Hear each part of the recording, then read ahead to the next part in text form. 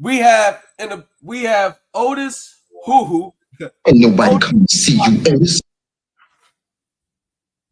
He really said too. I'll get to that in a second. Thomas.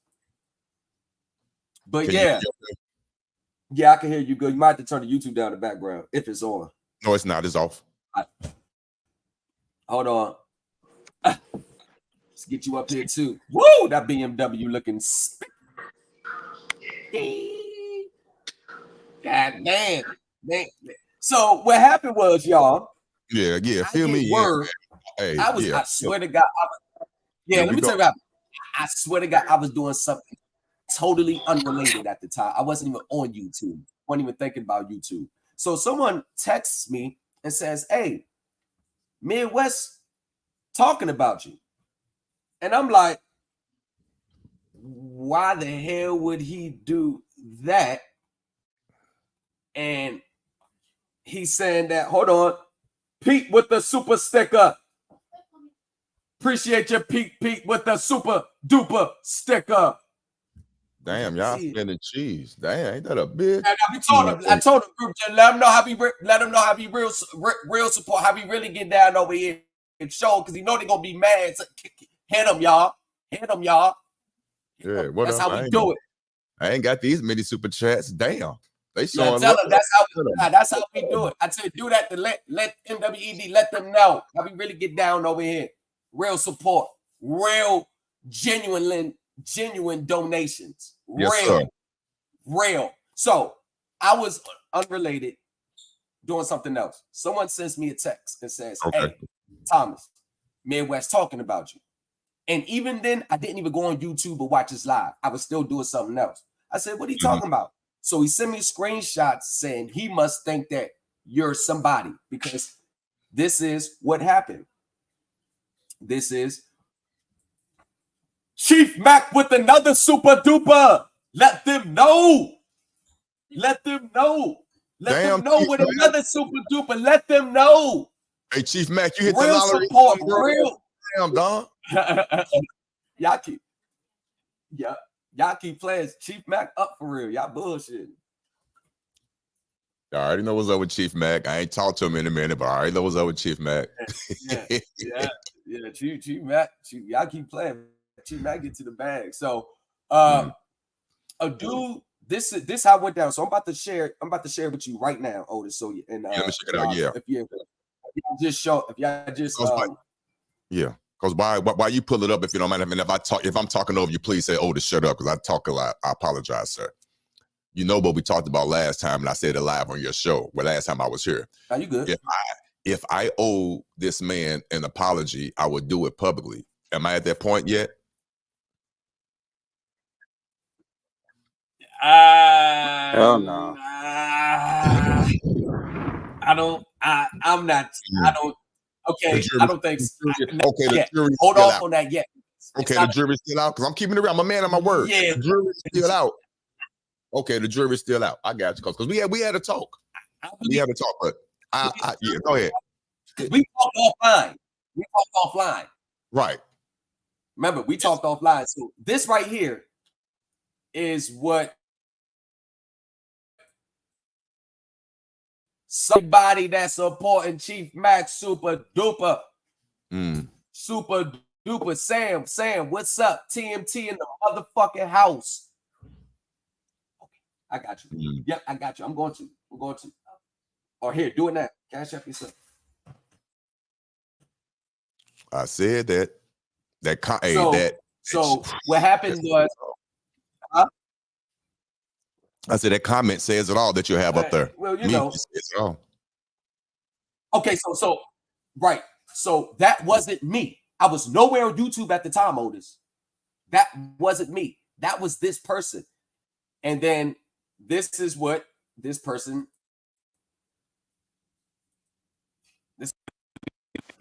Tommy T. Y'all focus on Tommy T. And Tommy T. And I don't even talk like this. Some of y'all have known me for a while. I don't text like this. How can you complain with going to take forever to get any result? Where's the testimony from all these people? They left looking stupid and lost. This is Tommy T. Midwest wants to think that it's me. So when he did that, this is what I texted him. Somebody just told me, you saying I'm pretending to be someone else on your live. Like I've never said your name before if I'm talking directly to Midwest. Like I won't say your name, or like I won't come on your channel live. That part. Right. Like I haven't done that. Right. And the only way I came under another name because you blocked me from speaking in the chat. And you wouldn't let me up. That's when I was like, yo, let me up, let me up. You like later on down the line, you finally let me up. I remember that, 'cause I was still over there at that time. Right, I remember. right.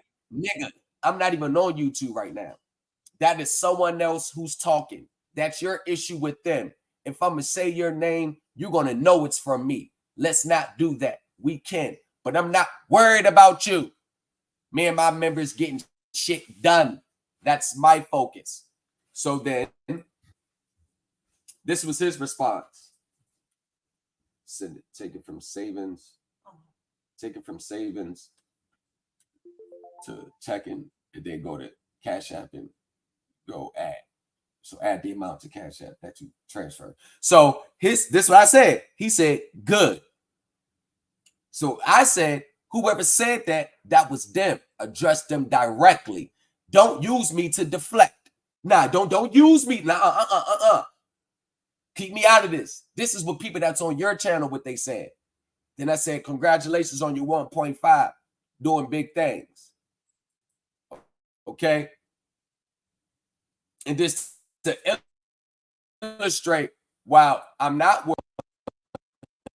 worried, because it's bigger shit that we're frying. I got bigger shit. Yes. Okay. Bigger shit.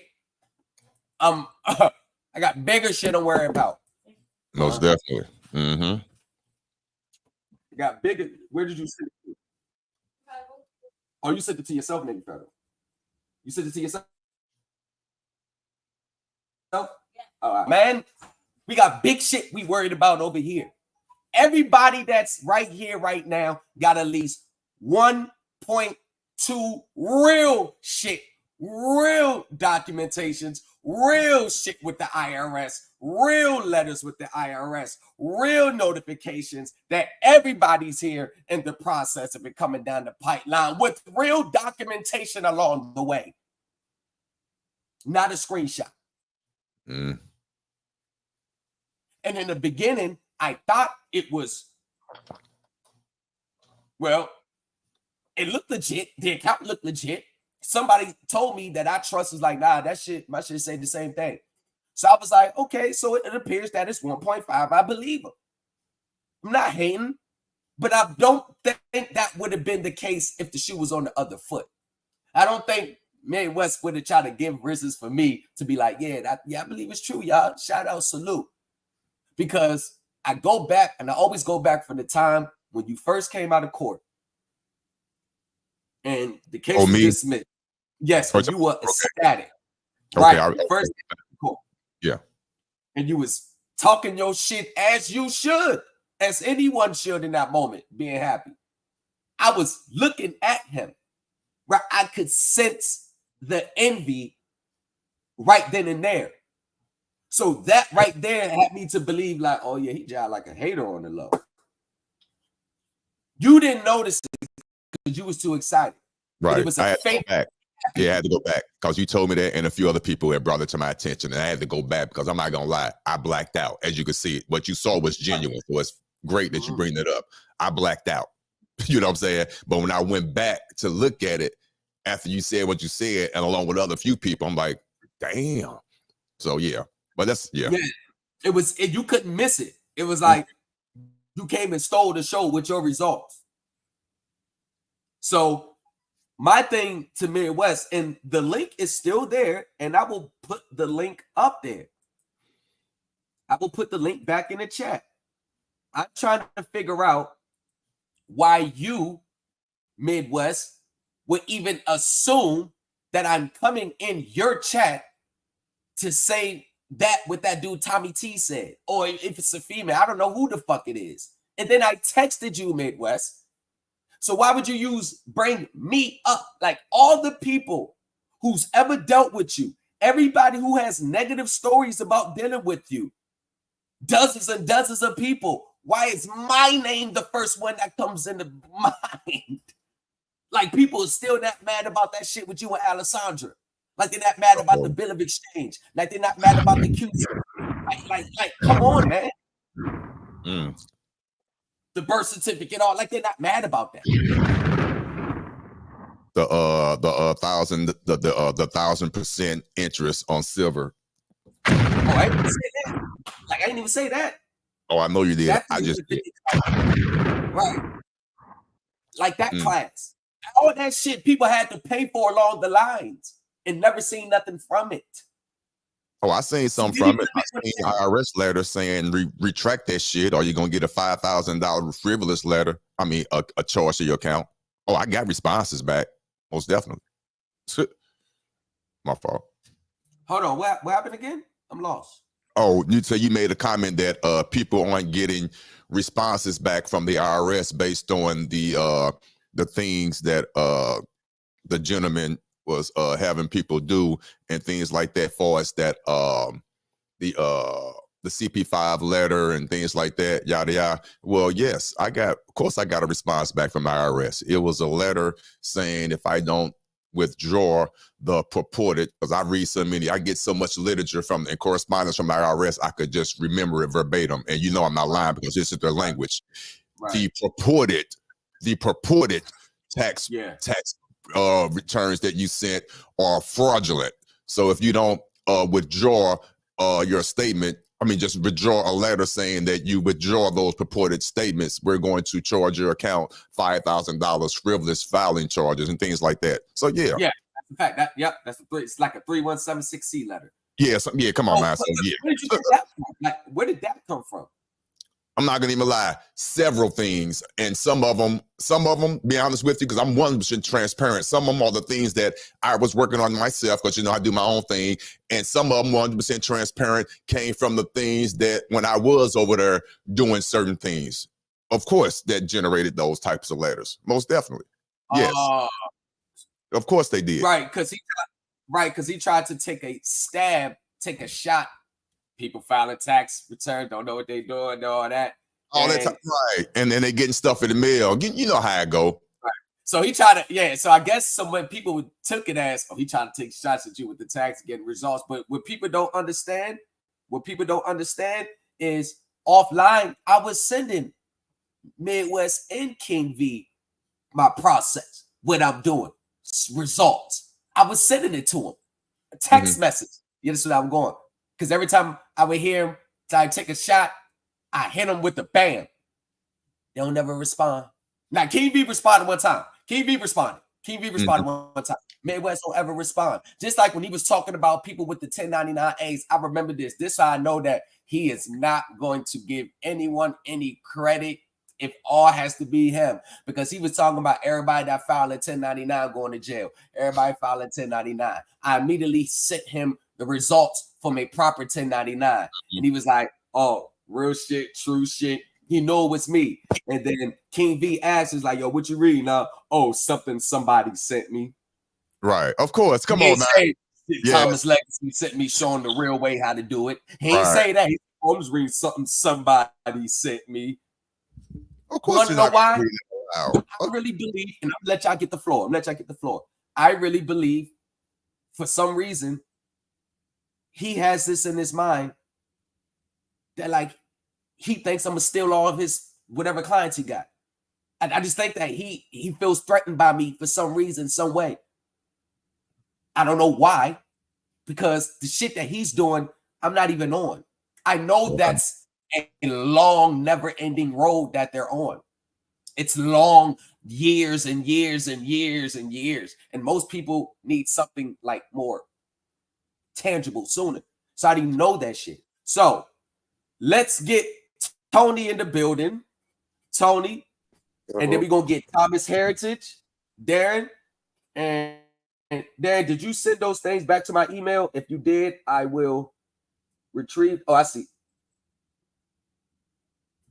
Oh shit. Hold on, y'all.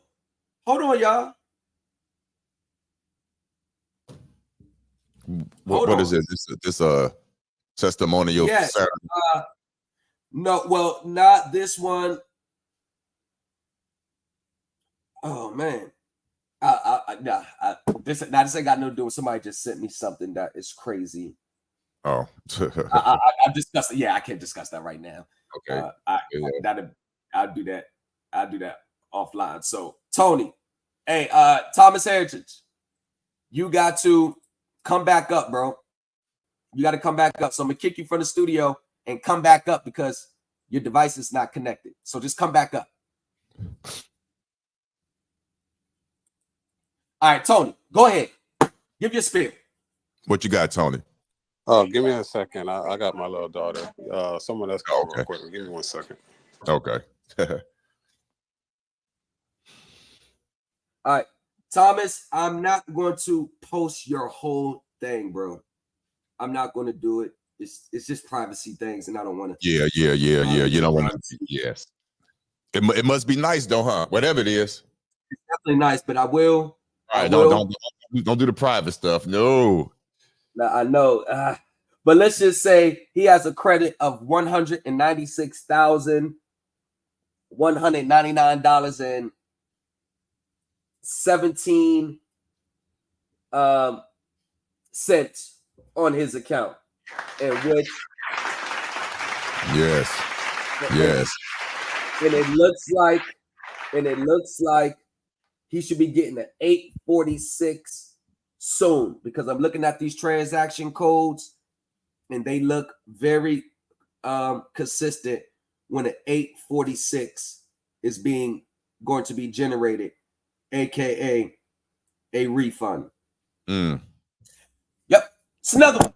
So hey, that's tight. Luke And Thomas, individuals that are following you, not following you, but are under your group. Yes, these people in my group. Yes. Gotcha. Yeah, that's tight. Yes, for sure. And I'm not really giving them like step by step, do this. My fault is delayed.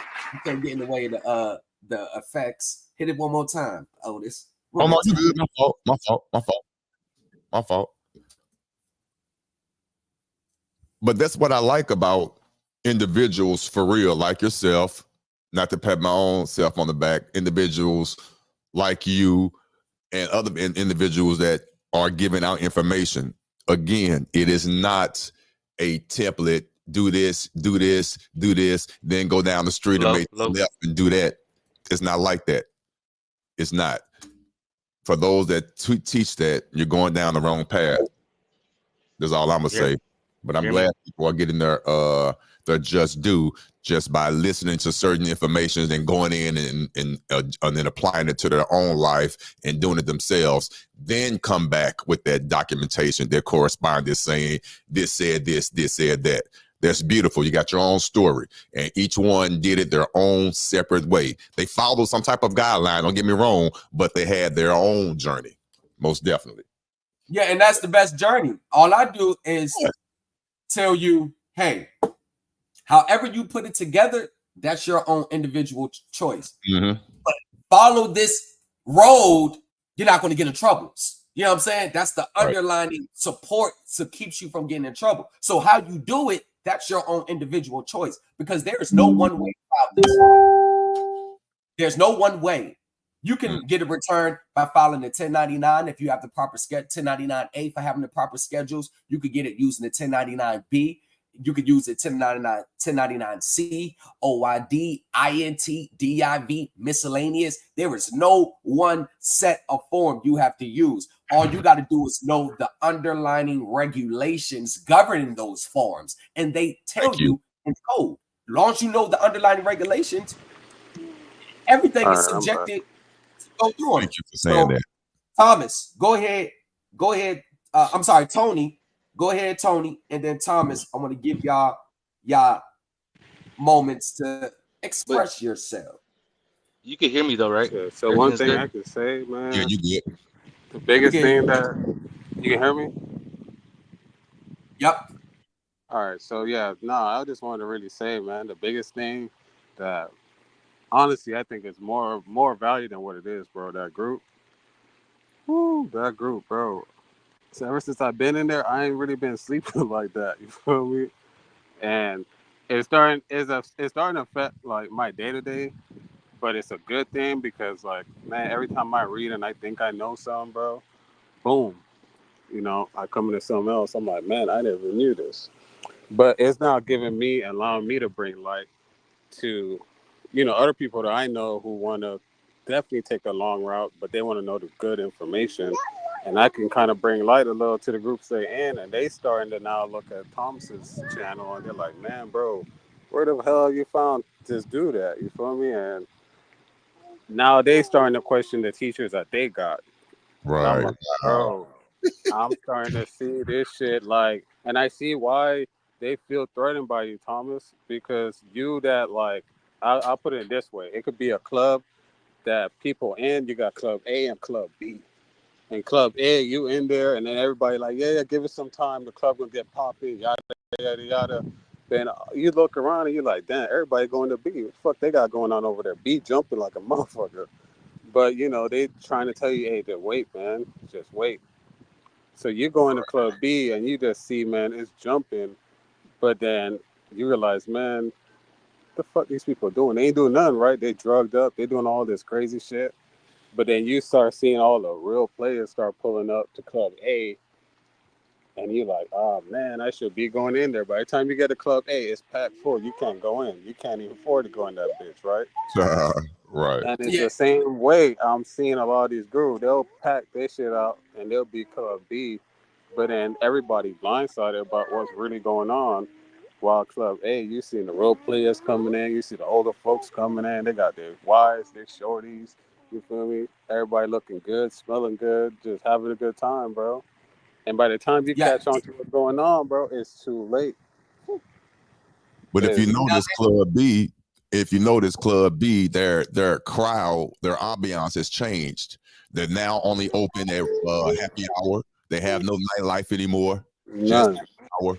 And the people that come in happy hour, God forgive them, they can't get into their halfway house until a certain time, so they got to hang out at the happy hour spot because they have nowhere else to go. And that's for real.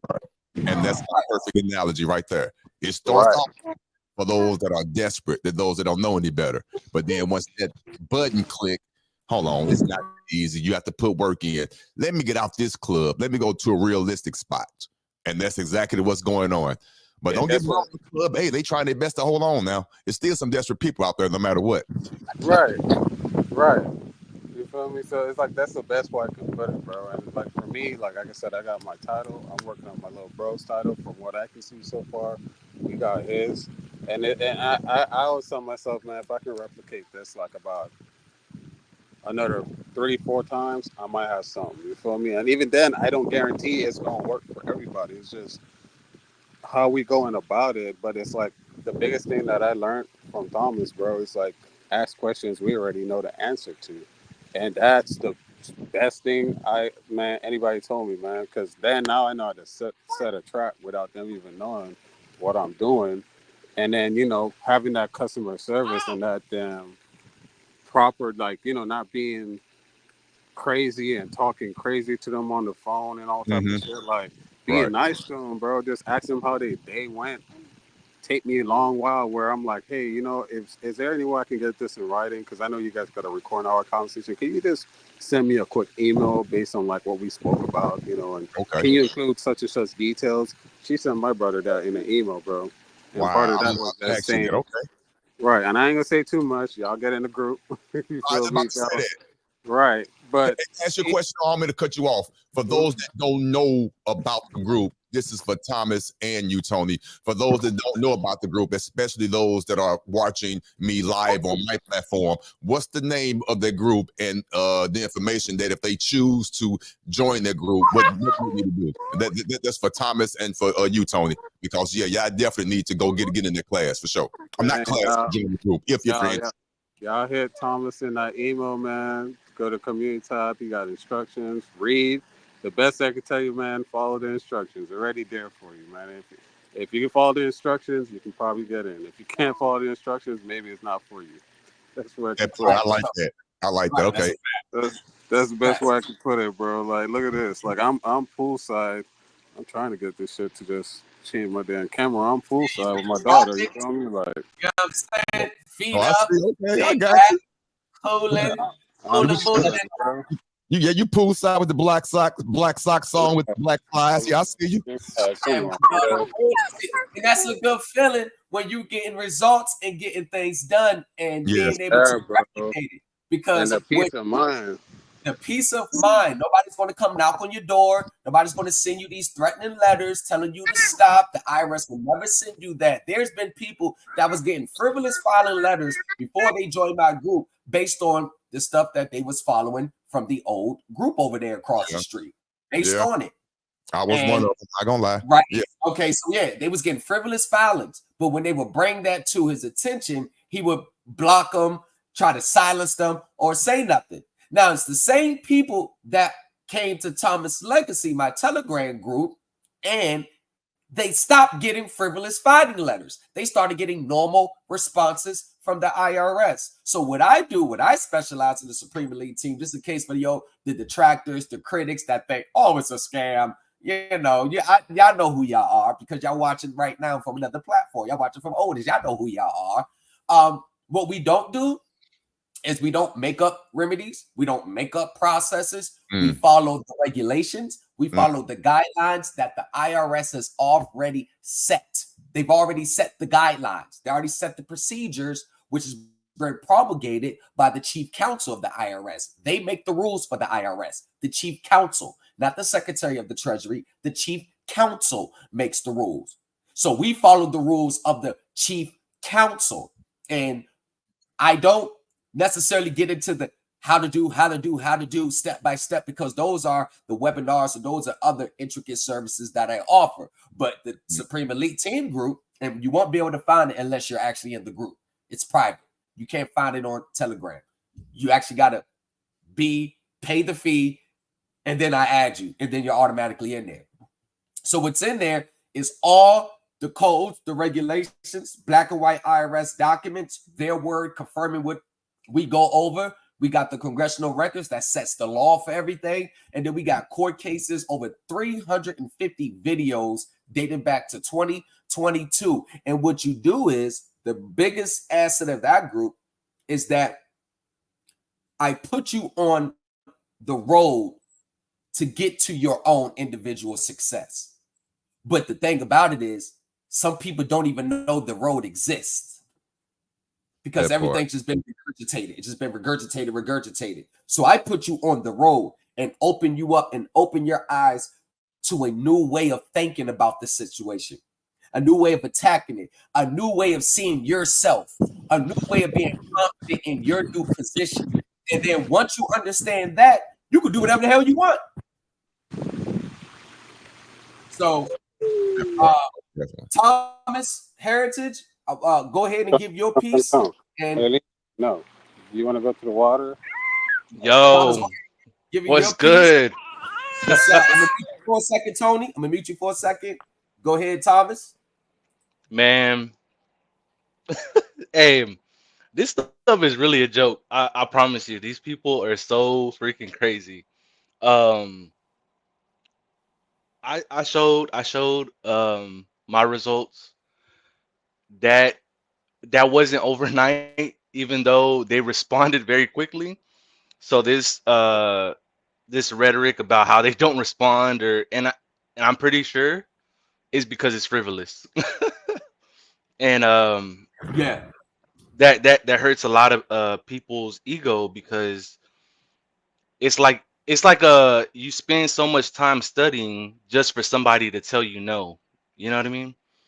And I get it because it's discouraging. You know, you think that you're on the right path, but it's not the first no. It's you got to turn that no into a yes. And even on top of that, they might not even give you a yes. They might just say they just might slip you something without even responding to you, and it's not even gonna show up on the transcript. And that's the Right. crazy part. Right. Um, I've seen honestly, that. I've seen that. Before you continue, I've seen that. I'm telling you. I've seen that. Mm-hmm. Slide something and it never showed up on the transcript. I'm telling you, that's what they do too. Yes, never showed up on the transcript. No evidence that they ever did that. Facts. They do that too. Mm-hmm. Go ahead. I know this doesn't sound crazy, but I don't want nobody else in the group. I know. It's oh man, they don't understand. They don't understand. It's my best analogy that I could think of right now. It's a movie called The Bird Box, right? Everybody has a blindfold on because whatever, spoiler alert. But basically what Thomas did is he rips the mask off your eyes and just says, look, just look. This is where it's at. This is what you got to do. Just look. And there's a lot of people that they can't. It's too much. They got to keep the blindfold on, and they follow other people that got the blindfold on. If that makes sense. Yeah, it But does. yeah, man. I didn't even study. I haven't even studied just one of a 1%, and it's already worth just being in the group. And that's because whenever I talked to Thomas, I was like, okay, like I know some codes. I think I know a little bit. He's like, nah. He's like, nah, you don't know nothing. And that's the crazy part because you gotta do more studying. You gotta when they tell you hit you with another no, you gotta know how to respond to it. You gotta speak their language, and it's so complex to put it so simply. And I think a lot of people they see the money and they think that it's easy, like, Yes. oh, this just took four papers and that's all it took. Like, no, it took 4 papers, then I got a notice, then I got another notice, then they threatened me, and then I got another notice, and then I had to Yes. respond to that. So Right. Facts. Facts. What's but yeah. Facts. Go ahead, Otis. Yep, facts. That's Yes. a fact. No, that's an absolute facts. Every result that you're going to get in this space is always going to come on the heels of a few no's, a few back and forths, a few, maybe a threatening letter, or a little bit of silence. And 6 months later, we need more information. Right. Or then something out the blue telling you to file. It's always going to come on the heels. So that lets you know that there is no quick path to success in life. Because when people try to pursue to get quick money, to get quick shit fast, you all know that's the wide road that leads to destruction.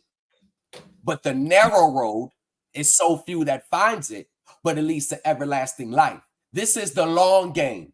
If you're looking for immediate bill pay, so you ain't got to pay your bill, or you trying to save your truck, trying to save your car, trying to save your house, foreclosures, repossessions, this is not the place to be all across the board. Want to know why? Because two of the things that you have to have and understand is time and patience. If you can't be patient and wait, because this is a long game, then I don't care who you follow. No group is going to be good for you because you don't have the patience to see it through. And you land my plane. I mean, the reason there's a reason why, for example, your lives, when I do go live, my lives don't get as many views. Not at all. But there's a reason for that. And it's a beautiful reason. And it's just so logical. If it was easy, you will be doing numbers like all the other quote unquote content creators. Thousands of people in your life, yada yada, will do. Everybody's doing it. Yeah, that's what they want. They want it to be easy. I had 5 people starting off on my live going in with you today, and now it's down to 2. That happens for a reason, because what they heard, it wasn't pleasing to the ear. They didn't hear you could do this in 30 days and you're going to get a result. They didn't hear all you need to do is file these 2 or 3 pieces of paper and just sit back and wait, and your account is going to be filled with credits. They didn't hear any of that. What they heard was you have to read, you have to understand these codes, you have to go and apply it yourself, because your situation is not my situation. I don't know what type of house or finance company you're dealing with, or the mortgage, or the vehicle loan. I don't know none of that. Like you don't know none of mine. So of course our situations is different. But what the common denominator is the reading, the codes, and you are applying it to your own life. That doesn't change. And it's brilliant that Thomas said what he said, both Thomases, because I've been preaching this since day one. But the true other so-called gurus don't tell you that part. They don't tell you the negative shit. They don't tell you the frivolous letters you're going to get. They don't tell you the no's you're going to hear. They don't mention none of that. They wouldn't dare tell you that. It's going to affect your bottom line. You don't want to hear that. You don't want to hear the truth. You don't want to hear that you're going to hear several no's before you hear the yes. And before you hear the yes, you need to know how to recognize their remedy when it presents itself. They don't tell you that. Nope. They don't tell you that. That's why the numbers are low. That's why when I know what Thomas is going through, Thomas Heritage is going through, he has a remedy. He sees the finish line. He sees the documentation. He sees the correspondence. He sees it. He can't really share that with anybody because they wouldn't understand. And if they do understand, they want it to happen quickly. He know it didn't happen to him quickly. Yep. So of course he's not finna share that. For what? You wouldn't even understand it. So I have to keep it to myself, live and move in my own journey, and help those that are willing to learn and who's receptive of the learning, and do it themselves. But those numbers are far and few between. Trust me. Yep. You're right. Otis, you are absolutely right. They lure people in with the immediate riches. They have money. You can get this. You don't have to pay a bill. You can get all these credits back. And the people that are falling victim to this delusion is usually the people who are in vulnerable situations. The IRS says it.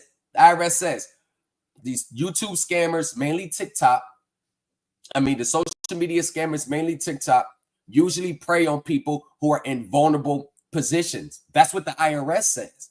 Yeah. So everybody that's in a vulnerable position are going to fall victim to this. Now, life happens to us all. Mm-hmm. When I first came home, I didn't have a pot to piss in or a window to throw it out of. So you know damn right I wanted some immediate relief. You know what I'm saying? You know damn right. But I also, that's a fact, but I knew how the government and the IRS operated. They don't give a damn about your immediate situation. No, they did not. They don't give a damn. Is it done right or is it not? If it's done right, you're going to get what you got. They're not losing nothing. If it's not done right, they're going to let you know.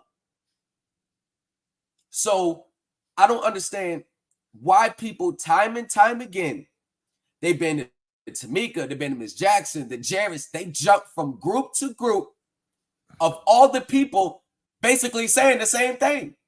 You can get it quick and fast. It's going to come out your trust fund account. You can buy a home. They've literally tried the home purchase process with 4 different people, and it still hasn't worked. At some point,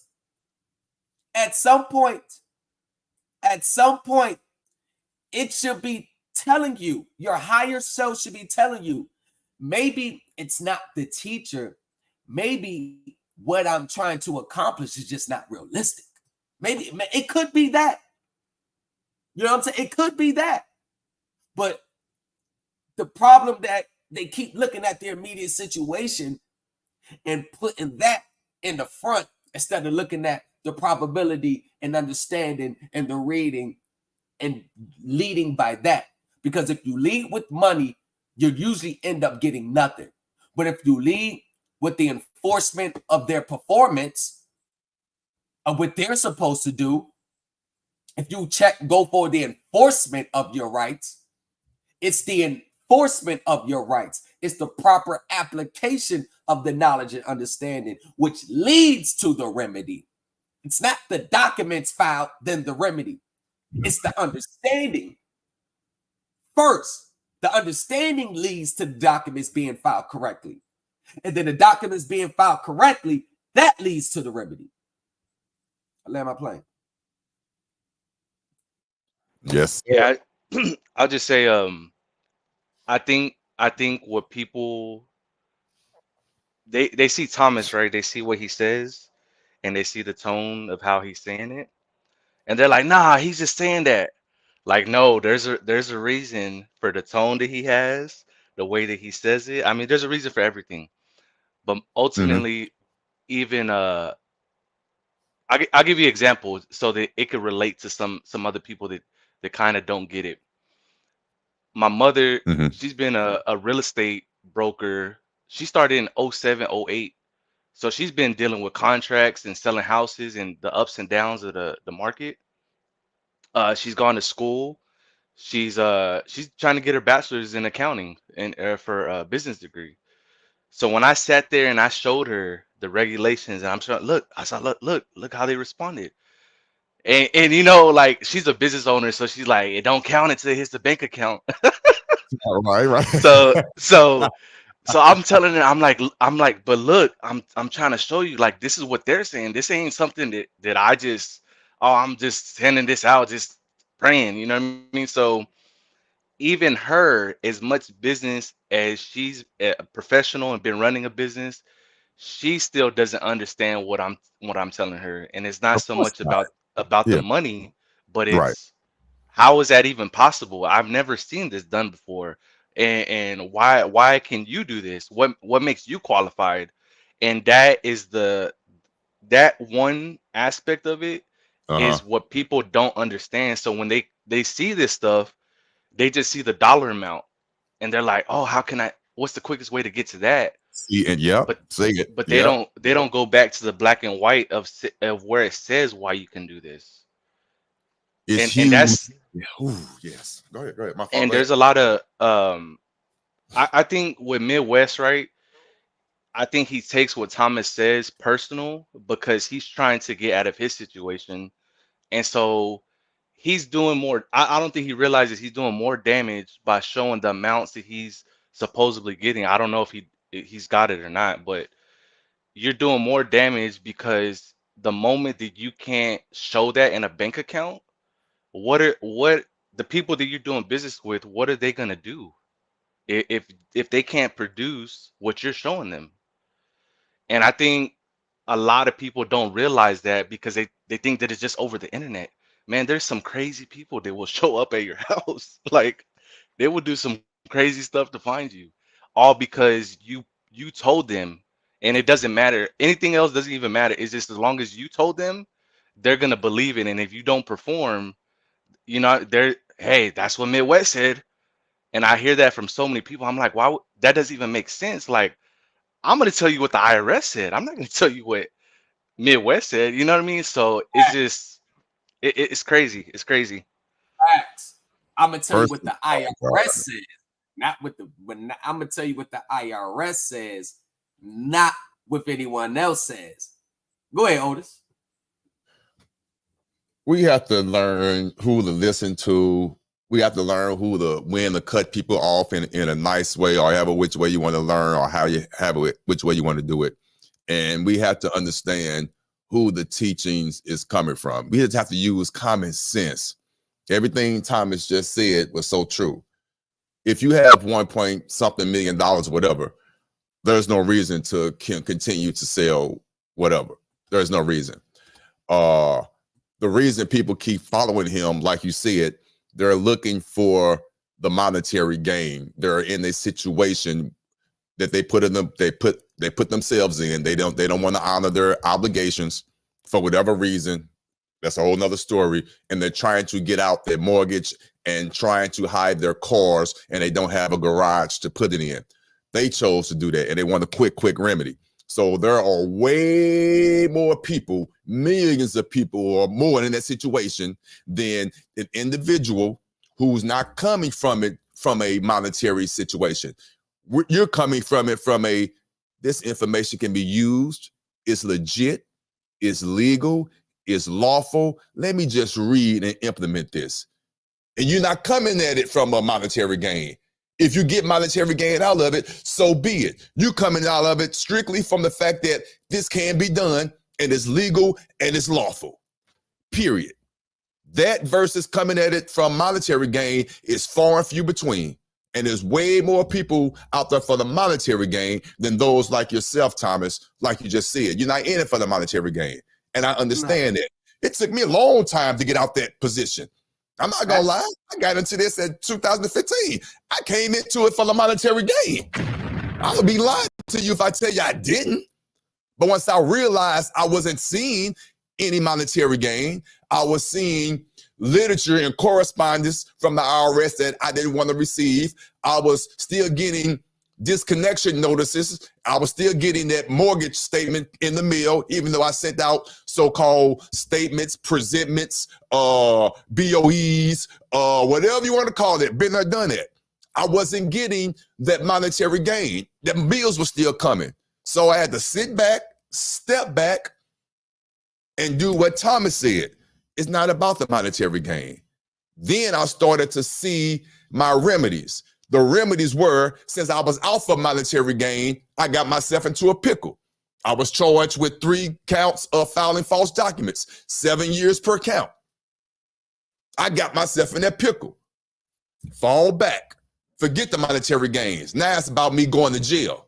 Sit back, read, understand, believe what I'm doing, and put forth that effort. I got my remedy. Before that remedy, it was a whole nother situation. I beat another court case. No monetary gain, just beat that. That let me know this stuff is real. When you realize that, and you really can't share with anyone because they don't believe it. My own wife half the time didn't believe it. They don't believe it. So the hell with them. You stay in your truth and keep the path strong. So when you do run across someone who's worthy of this information, then you share it. But other than that, you keep on moving and you build your own remedies and your own folder of your successes. And you keep that with yourself. You can't share this with nobody. They don't have your situation. They don't. So that's what I learned from this. I heard a lot of people saying the most outrageous stuff. Again, not to pick on nobody. 9 times out of 10, if you're a so-called guru on YouTube, not making fun of nobody, but it's just the facts. If you're a so-called guru on YouTube and you say you made it and you still selling classes, you a lie. I'm calling you out. You's a lie.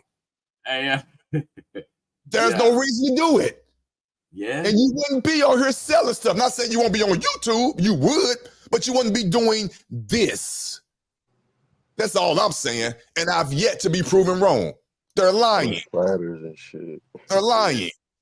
Yeah, Otis, because I told you to hold off on the apology, because the jury said. Yeah. The jury said. Do you want to discuss, or do you want to keep that off? Want to keep that off? You can discuss because I know there's a new class coming up now, like bills for business. Pay your bills now. Okay, well, this is just my belief. But here's the thing, and I want to with the bills they had a bill for bill, right? And the thing about that is somebody sent me a screenshot about what the next class would be about, and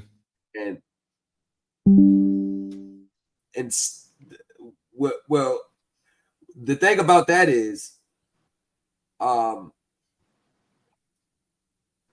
it was from ChatGPT. So someone sent me this. So the new class, the workshop is get the full blueprint, learn how to draft and present BOEs properly. Okay. Avoid common pitfalls. We'll show you the right forms, the correct way to file them, and how to ensure everything is compliant. Real world success stories. Hear from those who have turned their financial situations around using this strategy. Protect yourself legally. Know exactly how to stay compliant in this method to your advantage. But it has ChatGPT at the bottom. Here's one thing about ChatGPT. You can manipulate ChatGPT to get it to respond exactly how you want it to. Now, I have the consumer financial protection court cases of people being indicted for trying to use the remittance method, bills of exchange, and all that you try to pay their bills. In the agreement, they're going to tell you exactly the acceptable methods of payment. And if it doesn't say that you can use a bill of exchange, which is also really known as a trade draft, if you can't use a bill of exchange, if it's not in writing in a written agreement, they're not going to accept it as payment. Now, Otis, I get where you're coming from now, because you're like, you got 1.5 million. Pretty much you could just pay all your bills.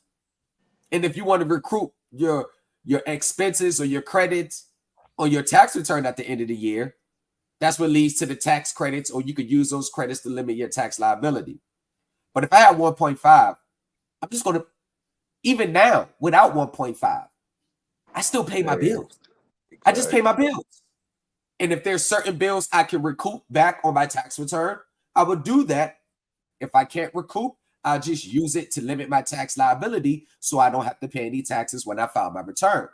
So the problem that when people always hold classes, and I'm speaking in general about not paying your bills, how to get out paying your bills, it's kind of what it's doing is it's creating this mindset that you don't have to be accountable in your financial lives.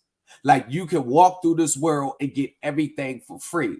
And that underlining undertone, the mindset for all these classes, it all dates back to the Moorish American, indigenous to the land. Everything is mine. I don't have to pay for it. Whether that is true or not, that's where it all stems from. Because it's telling people you don't have to be responsible. You have to be accountable. And in life, you're going to pay your bills. If you don't pay your bills, or you don't sit back and learn how to register your vehicle the right way, learn how to register your be on the do not detain list the right way, or how to have something with the DOT the right way. Because if it's the right way, there's always going to be some type of registration, some type of evidence of it in their system that says, leave this person alone. Don't follow this person. Get behind this person. Keep it pushing. Even if you're doing it right, you still got to take proper steps to have it filed correctly. Right. So that's what I mean. The people who are not taking the proper steps to have their vehicles registered correctly, to have it so you're on the do not detain list, or they get behind you, they keep it pushing. If you're doing it right, because there's a right way to do it, nobody does it the right way. Otis, you got yourself set up the right way to do it. So if you're doing it the right way, there's still some type of rules and regulations you got to follow to do it the right way. You can't just go slap some private shit on your plate, don't have nothing registered where they recognize what you're doing. You can't just slap it on your plate and say, this don't apply to me. What? It don't work like that. Get If you pulled do it over the right every way, time. now famous nobodies.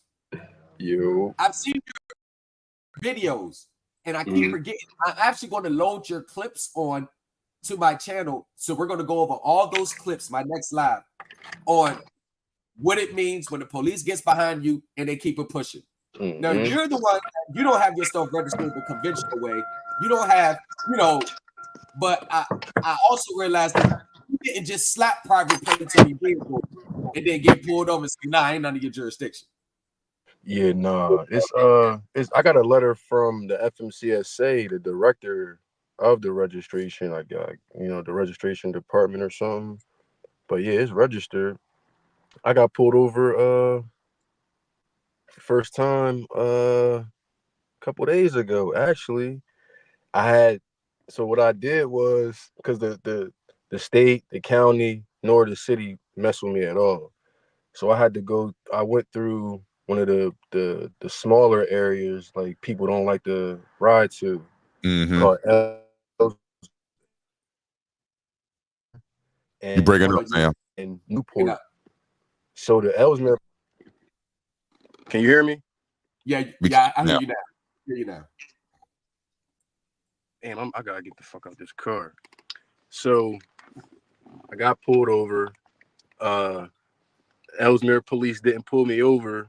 I actually talked to him outside of the car, outside of BJ's. We was just sitting there busting it up. So I went through Newport and some young. Am I breaking up? No, you good. Oh, I'm good. All right. And some young officer. I'm gonna post everything too. I want to make sure because on my channel I make sure everybody see everything. But this is so easy. Like I talked to the chief already, bro, and the chief even like I could tell he just shook his head, was like, oh man, over the phone. He like, oh my God. I'm like, look, man, like to me it's no issue if the officer want to just drop the charges. I won't even file charges against him. So long story short, tall story to a midget. He wants to keep going. So November 27th is the court date. I called the day after. This was like Tuesday. I think it happened on Tuesday. I called Wednesday to get it rescheduled for next Wednesday. So the court date is next Wednesday. All I gotta do is just basically going to get pushed to a higher court, and it's going to get this once it gets to that higher court, like all the other. But now that is active, like this is basically because it's the first one I had since having the actual U.S. dot and getting pulled over. I got a claim.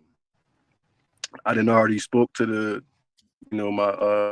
my district judge in my area, because I'm cool with all of them. Like a lot of the public servants, they know me. They know I get rowdy sometimes. I got severe anxiety back. You feel me? Like that's just how it is. I don't like to do it like that, but that's just with anybody. Motherfucker disrespect. If I feel like I'm disrespected, I'm gonna disrespect you in the nicest ways possible. But you're gonna feel it. So I reached out to the mayor's office, right?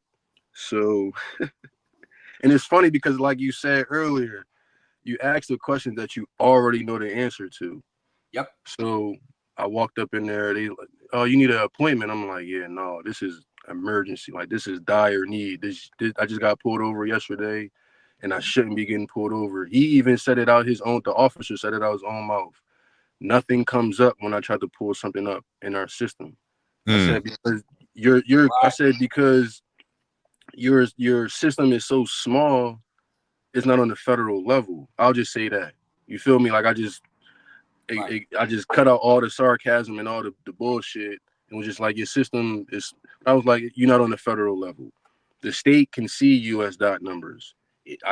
Now that I know, the county can too. Local Wilmington police cannot, or any other type of township, because they pulled me over. It was township of Newport. So it's like, bro, I knew y'all was gonna pull me over because I knew y'all dickheads. I came around here and you caught the bait. You took the bait, basically. So he held me there for literally 40 minutes.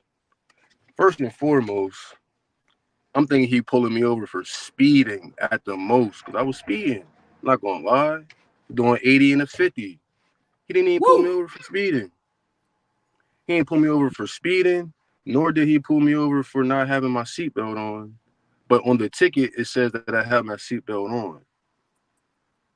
It was just like I'm like, bro, you really fucking up your whole ticket. Like you making it. So if they leave you, put your number in the private chat too. I got a private chat back here. So basically, they was already in the wrong for pulling you over. So you can actually get take action against them, civil action against them, because you've already been recognized. So they're kind of violating the order for real. Exactly. Right. Exactly. Okay, that's understandable. Okay, because if they're already violating the order, you already set it up properly to have all your stuff filed correctly, and they recognize it, and then they still pull you over. Yeah, that could be an issue. See that right there? See, legal, like you see what I'm saying? Legal stuff. You already gave them notice. Over and show like that. If you get over and show them that, that's something that's different than showing them a Moorish American, 75 pages, pediatrice, Or some Oh my bullshit. like Hey, what hey, the fuck is that going to do right then and there? So if you got the real legal shit registered, bam, bam, bam, and then they still violate it, I can understand why you showing them the paperwork and stuff. And it looks like a legal. That's don't look like stuff I seen on the internet. That looks like a legal document coming from the Director, Office of Registration, U.S. Department of Transportation, FMSCA support. That looks like a real legal document to show them. That looks like something. Make this up. You Yeah, feel that me? looks like something that you're supposed to be showing them. This comes from the Department of Transportation. That, not a 75-page binder. Not a 75-page binder. More American plan. Of created documents of myself. That's what I was trying to explain to him. He like, so what are you, a sovereign citizen? And I looked at him and was like, I'm like, bro, what would even make you think that if I'm giving you all U.S. Department of Transportation documents, oh, that's just the energy that is given. I said, nah, the energy that is given is you a female. You acting like a female. You trying to incite a riot out of me, but I'm too calm. I already know your tactics, bro. I'm so in the right.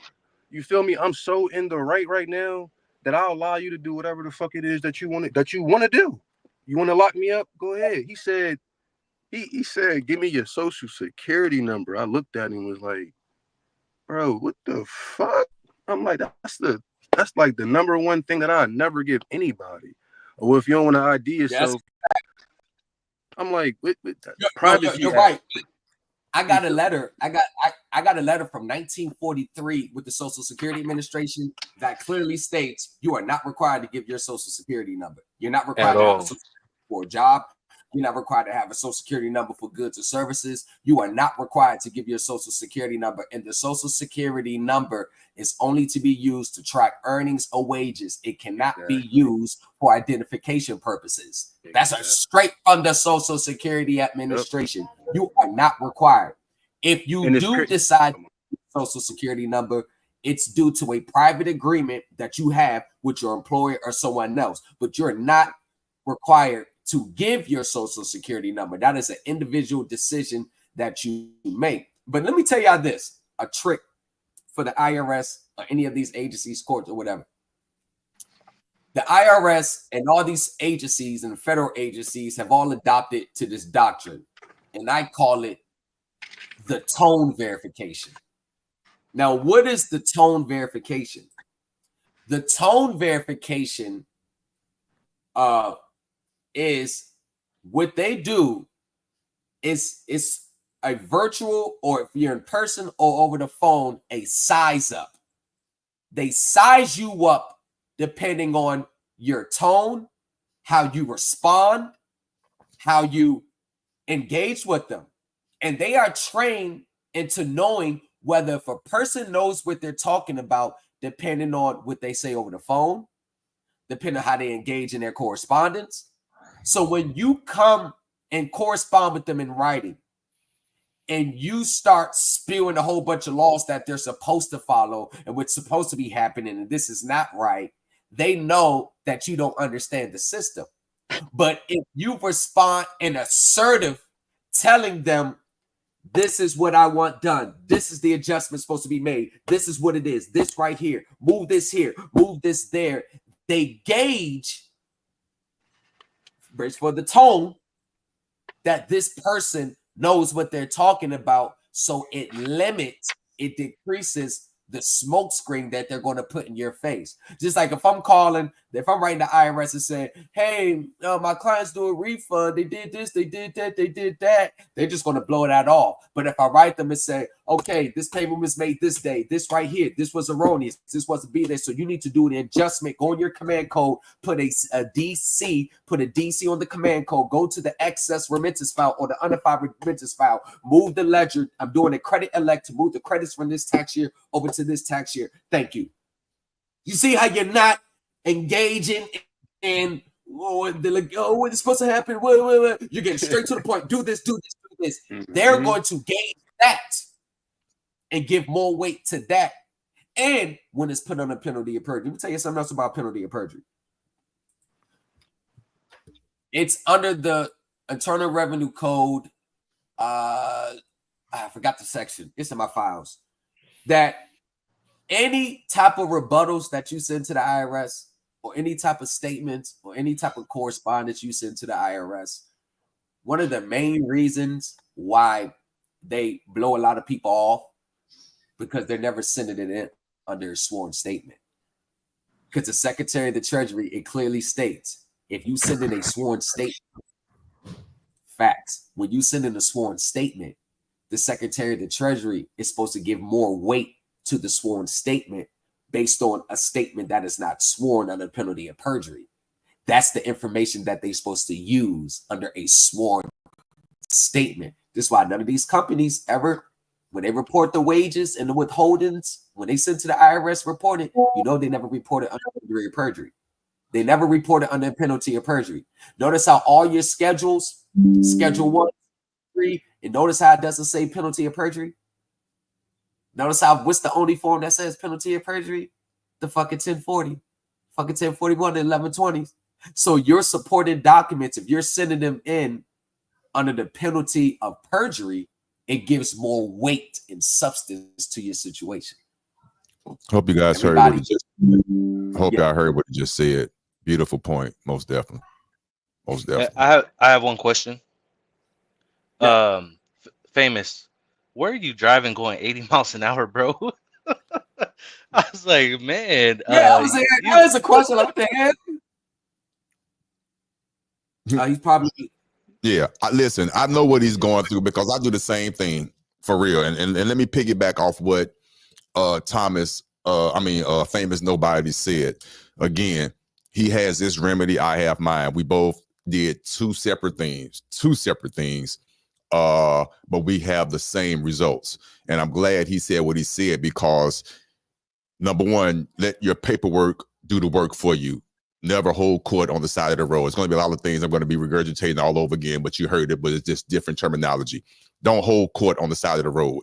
Please go to my go to my YouTube channel, look for an old video called I Don't Answer Questions. Trust me, I'm living proof. I'm living proof. But with that being said, don't hold court on the side of the road. Your paperwork should do all the talking for you. When you do get those policy enforcers who go beyond their scope, because you're going to get a few of them to do it, your paperwork should already be set up. Don't hold court on the side of the road. Take care of it.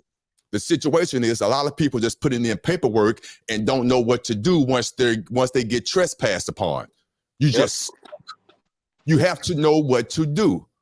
Perfect example. It's been a while since I got pulled over. They don't even mess with me anymore. But the last time I got pulled over, one of the last times was they took my vehicle, didn't argue.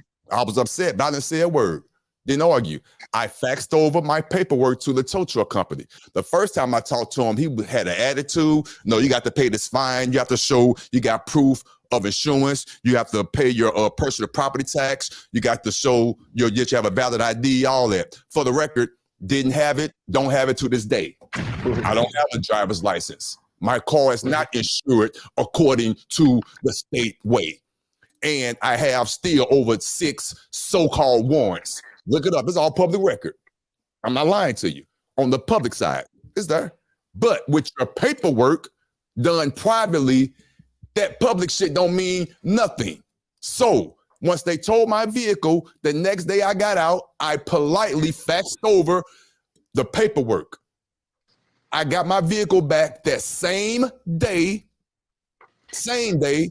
no license, no insurance, car still not registered to the state, it's registered to my trust, and I politely got in it and I pulled right on off. Mm-hmm. So that's what happens when you have your paperwork in order. Will you still get trespassed? Of course you will. The question is, do you know what to do? After a while, it's going to stop. When I tell you I don't get bothered with anymore, I don't. I speed on purpose just to prove a point. Again, this is for educational entertainment purposes only. I wouldn't recommend doing it.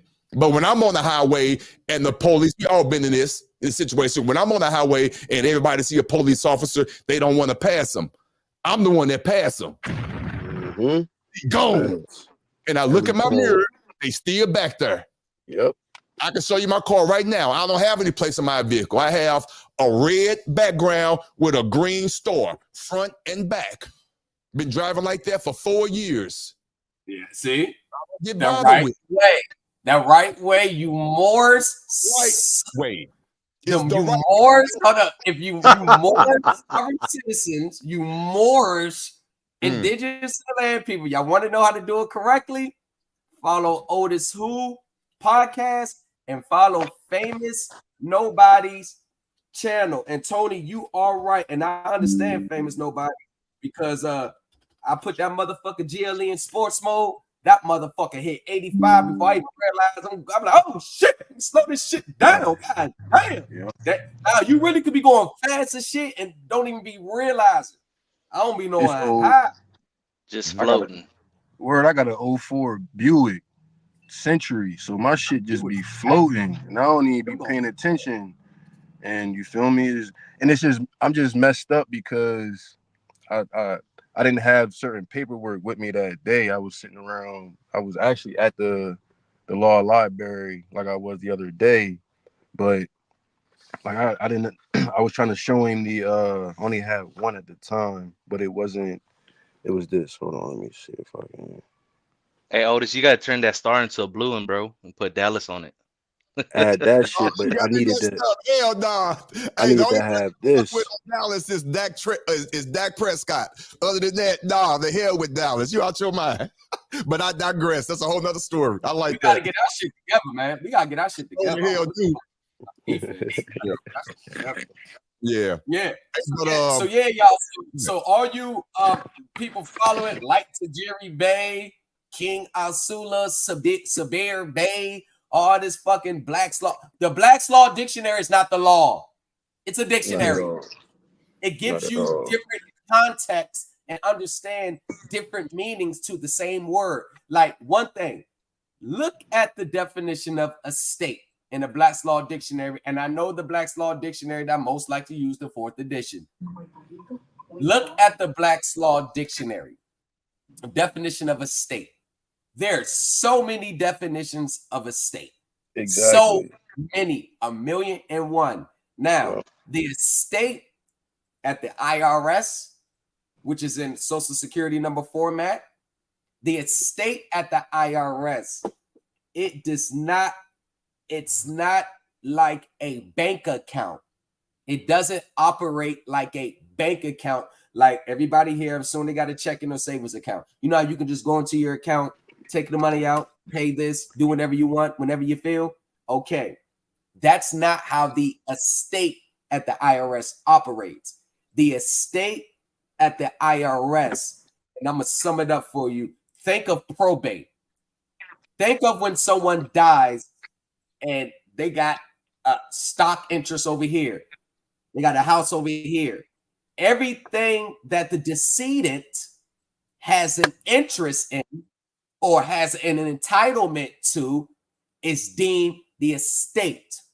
So when you get a house and get a car, get property, and you give your Social Security number on the application, that property now becomes property of the estate. So anytime there's a transfer of that property, it's called a taxable transfer. There's taxes due on the transfer of that property. Prime example, anytime your Social Security account is always set up with the Social Security Administration, okay? They issue the cards. Once somebody went out. Once the Social Security Administration transfers that file to the Internal Revenue Service, that right there was a taxable transfer. So taxes are owed on the transfer. You got to know how taxes in the states work with the IRS. It's not a bank account where you can file a 1099 on to access. It is not that. Okay? So when your property is transferred, there's taxes that's due on the transferee unless it's a gift. Then the donor pays the gift taxes unless he requests the donee to pay the taxes, and the donee has 6 months to 6 months to disclaim the gift. Meaning, if the donee doesn't accept the gift within 6 months, the donor pays the taxes. And everybody has a unified tax credit of $12,900,000 on the estate side at the IRS. Everybody has it. It's not, I mean, it's black and white. It's publications. It's not secret. Everybody has it. But that $12,900,000 is not like a bank account you can just draw on whenever you want to pay a bill. It's only dealing with the taxable transfers of the property of the estate. So the day we get up out of this world, we won't leave our heirs and beneficiaries with major taxes. And those tax credits are allocable. You can allocate them when you send the IRS a notice of allocation. It's all in the publications. So when there's a taxable transfer on the decedent's estate, which is the infant before the Social Security number came, right? What the government does is they file a Form 56 for us on our behalf. And the reason why they file it, so they won't have to pay the taxable transfers from the property for the decedent's estate. So anytime you file a 1040, and if you don't make the election and you don't understand what you're really doing with filing, I think it's 13 million for 2025. Yeah, it's around there. So anytime you file a 1040 without you knowing, the 1040, the series 1040 is always under Title 26 USC 1040. Section 1040 is connected to Section 2032A. Section 2032A is connected to Form 706. Form 706, out of those 25 pages, there's a page called Election under Section 2032A. So when you file a 1040, it is presumed that you're making an election under 2032A to be the qualified heir of the all caps estate, meaning you are assenting to personal liability for the taxes of the estate. And that personal liability of the estate is now transferred to the qualified heir. When the qualified heir, you, files your 1040 at the end of the year. So when you file your 1040 and you're assessing taxes and you owe taxes, you're telling the IRS that I assent to being the qualified heir and accepting personal liability of the estate. The reason why you have to do that, go ahead, Otis, you can. I forget you. The only reason why you're doing that is because you don't understand how unified tax credits work. And if you understand how unified tax credits work, for 2025, you got 13 M's. You got what is it? 13,000 or 1450 of gifts made, which is exempt. The rest, you got to tap into your unified tax credit on the estate side. So if the gift is over 13,500, you got to tap into your unified tax credit, which is around 13 million for 2025. That means instead of you using your unified tax credit, they get you to consent to personal liability. So you are basically paying the same taxes on your 1040, which you could have paid on your 700 series forms. So what that means is they filed the Form 56 to get out of the taxes on the transferee as the transferee of the decedent's property. This is why everybody that's filed Form 56, they always filed it wrong. When you file a Form 56 correctly, you have effectively absolved yourself from all tax liabilities related to the 1040. Yep. The tax liability goes to the transferee of the property. And the IRS and the Treasury is the transferee. They owe the taxes. So this is why when you put an accurate claim against the estate, that's what you're claiming. Your interest, your proceeds that may be due. There is not one singular account on the Treasury books with all of our names on it. Everybody's taxes goes into the general fund of the Treasury. It's called the Treasury General Account. All the payments from Social Security go in there, Medicaid, income taxes, everything goes into one big pot.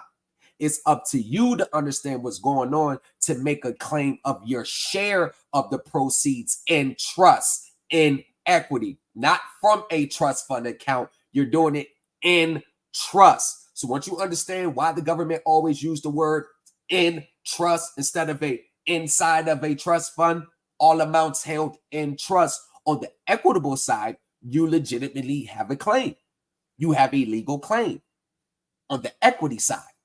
But most people still look at the estate as a bank account, which you can use like your normal bank account in the real world. This is why they're not getting their bills paid. This is why they're not being able to purchase a home. This is why it's not. Because to really purchase a home correctly using this process, and I'm already going to say this, it takes a lot of understanding, a lot of documents, and a lot of motherfucking man hours researching. Real quick, if I may. I'm gonna let my play right there. Let my play right there. Yeah. For those that are live on my side, if you like what you're hearing and it's just piquing your interest just a little bit, Thomas Legacy email is at the bottom of the screen scrolling. Please email him. He has Telegram groups, classes, seminars, things like that. He knows what he's talking about. Again, there's more than one way to skin a cat. He knows what he's talking about. He has several ways and things that he's goes about doing it, and it's all based on reading the codes, the IRS manual, the statutes, and things like that. It's nothing that he's making up himself, and he said, "I'm going to decide to see if this is going to work." Everything that he talks to you about is in black and white. So if you're interested in what he's saying, by all means, email him and he will go over what needs to go over. He has Telegram groups and things like that, and I can't vouch for him. He does know what he's talking about. For the record, and I want everybody to know this, so because I know things could get misconstrued or whatnot. He does his thing. I respect him. He knows what he's doing. I'm doing my thing. We don't cross paths like that. We talk. He's a good friend of mine, but I don't have my processes mixed in with his. And no, that's not how it works. He's doing his thing, and it works. Yep, Otis does it. Yep, that's a fact. You don't mix the two. That's a no. But I'm sharing his information because he knows what he's talking about. And it's nothing easy. You got to put that work in, but it's worth it. That's all I'm saying. So I want that to be known. But yeah. No, it's a fact. Now you can't cross paths, whatever. Only thing that may be similar, and what Otis is doing, what I'm doing, we're following the rules and regulations. That's the only thing that's similar. Yeah, like I said, famous nobodies, you could be doing it a different way. Thomas Heritage, you could be doing it a different way. I could be doing it a different way. Otis, that's a pretty dog. Word. Nice dog. Nice little pit. That's a pretty little pup. Damn. Oh, look at that. Yeah, I need one. I need about to give me a dog. And I got my young boy in the crib. He in there crying and shit. Yeah, cool. Right. Yeah. So if you notice the common denominator, this may be 4 different processes up here on the screen. But one thing that's common, no matter what lane they're in, no matter what lane we're in, every single one of us are following the rules and regulations to what we're trying to do. Yeah. We're all following the rule. The rules and regulations may be different for what Otis is trying to do. Because yes, we may have a tax issue. We have a tax issue, but the rules for his tax situation may be different for the rules for my tax situation, because the IRS is all context. You can read the definition of a financial institution in one section, and it means all FDIC banks. But you could go to another section and read the definition of financial institution, and it means anybody engaged in the business of banking, finance companies, originators, individuals. You see what I'm saying? So it's all in the context of what you're trying to do. The problem with these social media teachers is they take one statute and try to make a blanket application to everybody in the world. And that's where people get in trouble at. they make a blanket application like this applies to everybody. And of course, they cherry pick statutes in court cases, just like the right to travel. That right to travel case for 1969, whatever. The context of the case was the lady had welfare in one state, right? She was moving to another state. And they were trying to say she can't get welfare in her new state because she was a resident of this other state. So basically, they were saying that she had to stay in the state where she was already getting welfare because it couldn't be transferred to another state. So by them saying she had to stay put, it was prohibiting her right to travel. You see what I'm saying?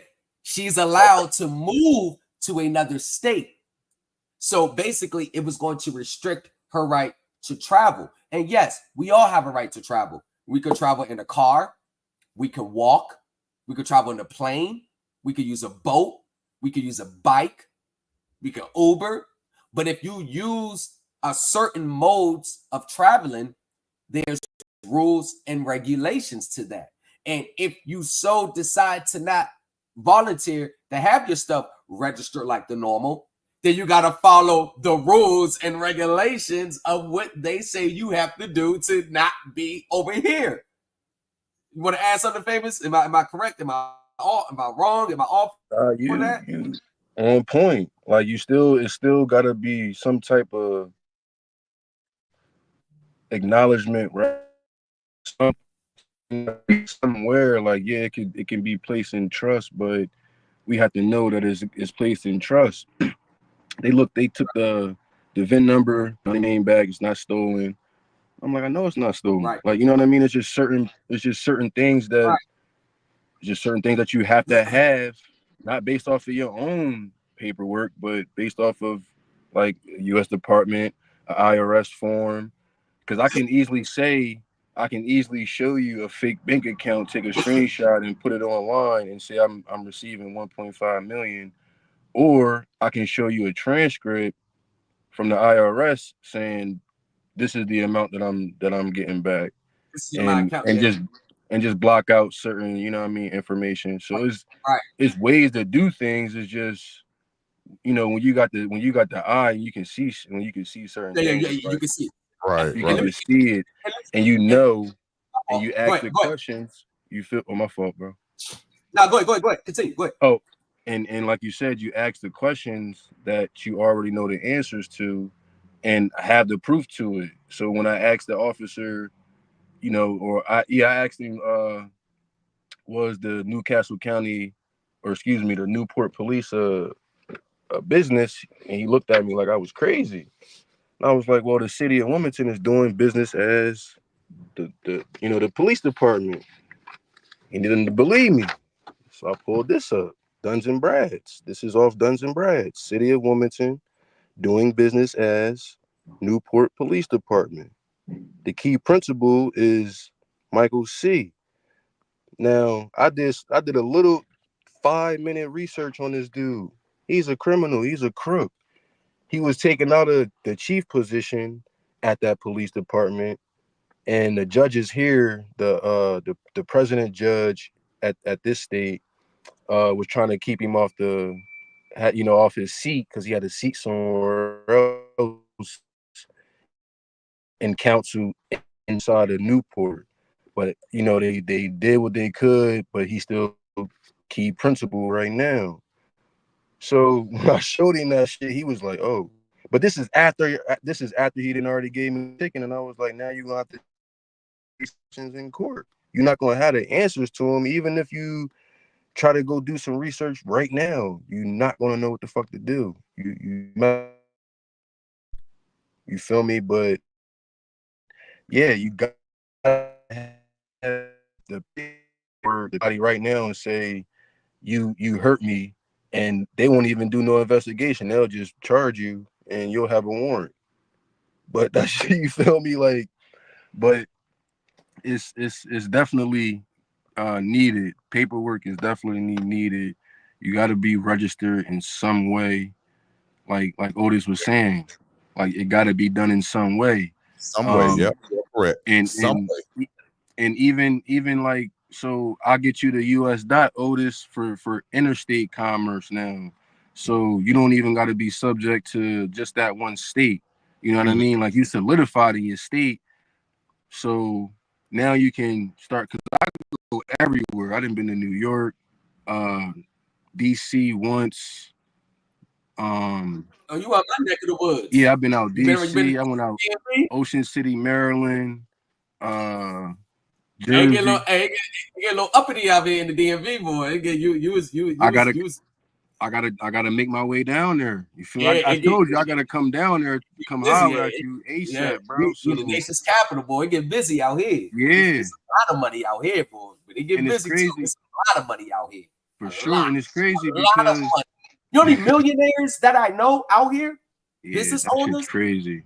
The black class out here is winning. It's different. And Yeah, the DMV it's out different. here winning. Yeah, Is it's this the definitely biggest different. government in the area? Yep. DC and the corresponding PG, Maryland, and Northern Virginia is the biggest government area. Right. Biggest business owners. Everybody's a business owner out here. Everybody. That's I'm a talking about fact. everybody. The black class is winning out here. Facts. Mhm. The black class is winning. But let me tell you this.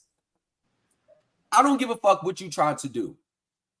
Whether you're trying to get money, bill paid, whatever, license plates, drive, whatever you're trying to do. If it's legit and it's real, not fraudulent, there's going to be some type of law that was passed to allow it. There's going to be some type of codes there. It's going to be some type of statute there that you can use as authority. There's no, even if it's in equity, even if it's on the private equity side, they're still going to have documentations of that. Remember, taxes due at law or in equity. You see what I'm saying? They're always going to make a reference to it and let you know. So if you're going across anybody's channel that's talking about a process and you can't find the black and white statute that allows it, number one, or the regulations, how it's implemented, and number two, run away, because there is no such thing as denying in the public but honoring in the private. Right. When they send that frivolous filing letter, if you don't stop, we're going to hit you with a $5,000 penalty. That does not mean they're about to send you a check. You know what I'm saying? That's not no public denial just to give it to you in private. If they're going to give it to you, you're going to get all the notifications that you're getting it. Mm-hmm. They're going to tell you. So there's nothing. It's like no secret account that you got to find the right person to access. It's just not that. And it's not true. Now, if you are in a mortgage, if you're in an auto, credit card receivables, certain student loans, the reason why we deal with student loans like that, because there's just so many fucking programs that you can use to get out your student loan. Like they've been taking that case up to court. It's so many fucking government grants and programs that you can use. It's so much shit. And now they're trying to stop again about student loans prohibiting you from getting your transcripts. So that's like, that's a big issue dealt in Congress. But you could get around that student loan. There's so much stuff. But when it's an auto, credit card, mortgage, and it's been securitized, if there is a securitization going on, aka investment activities with the participants going on, if that is the case, I have black and white statutes and regulations that the IRS clearly says we're entitled to the proceeds. We're entitled to the share of the proceeds. Like you're entitled to. So, I mean, black and white. And Otis and Famous Nobodies, I'll slide y'all that chapter. That's what we go over in my Telegram group. So the IRS and the government is clearly saying, if you are not in a mortgage, auto, credit card, right? If you're not in that type of transaction, you're not going to get any type of excess or proceeds refunded back to you. I can show you black and white where refunds have come from a mortgage, auto, credit card. So if you're not in that consumer transaction, there's nothing they're going to give you unless it's just a regular overpayment of taxes or unless there was erroneous income taxes withheld, Social Security, and Medicaid. There's also a statute that this is how the government goes. They passed a law in 1960. That's all I'm going to say. Around 1959, 1960. Mm-hmm. I can't give out the actual one because it's going to just go there. So after 1960, anytime, and this is pursuant to the Internal Revenue Code of 1954. Everybody wants to use the 1986 one, but they took the Revenue Code of 1939 and 1954. That's where our remedy is in those codes, and they mixed them around in the code of 1986. So it's still there. It just may be in different sections. Example, in the 1954 and 1939 code, if it was section 2002, in the 1986 code, it may be in 7825. You see what I'm saying? So all they do is just mix it around. So after 1960, every time the employer sends the federal withholding to the IRS, Social Security, Medicaid, all those withholdings, and then they take it out yours, then you know the employer matches it. Do you know that the United States Treasury matches that amount? So let's say you had $5,000 taken out your check for the year. It's $5,000 out your check. The employer sends $5,000. The government, the Treasury, puts $10,000 in the account. They're matching it. Want to know why? Just in case someone comes and claims their Social Security, Medicaid, or federal income taxes withheld, claiming a refund from that. So they can refund them all of that back, and they still got the 10 grand in it. So every time we're paying Social Security, Medicaid, federal withholdings, the government, the Treasury is damn near matching it. It's 1960. I got the statute, black and white. Otis famous, y'all. Y'all know that's gonna be in the 10 grand. Yes, because you know me, I wouldn't be me. I wouldn't push back, but it's not even a pushback because I know you got it. You just said it. But you actually got this black and white. Black and white. Black and white. Bro, black and white. I only deal with yes. Bro, and I yo, listen, y'all. I stumbled across it on accident. That's how it be too.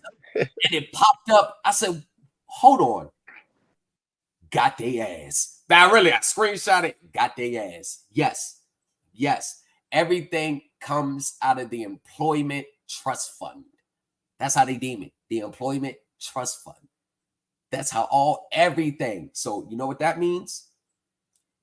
No matter if you're in a mortgage, auto, credit card situation, you're dealing with a bank, you're dealing with a normal contract. I don't care who you're dealing with, anyone. The umbrella in which that transaction is always going to be implemented under, it's always going to be an employer-employee situation. So what happens when you overpay in taxes with your employer? You get a refund. What happens when you overpay in your car auto, your mortgage?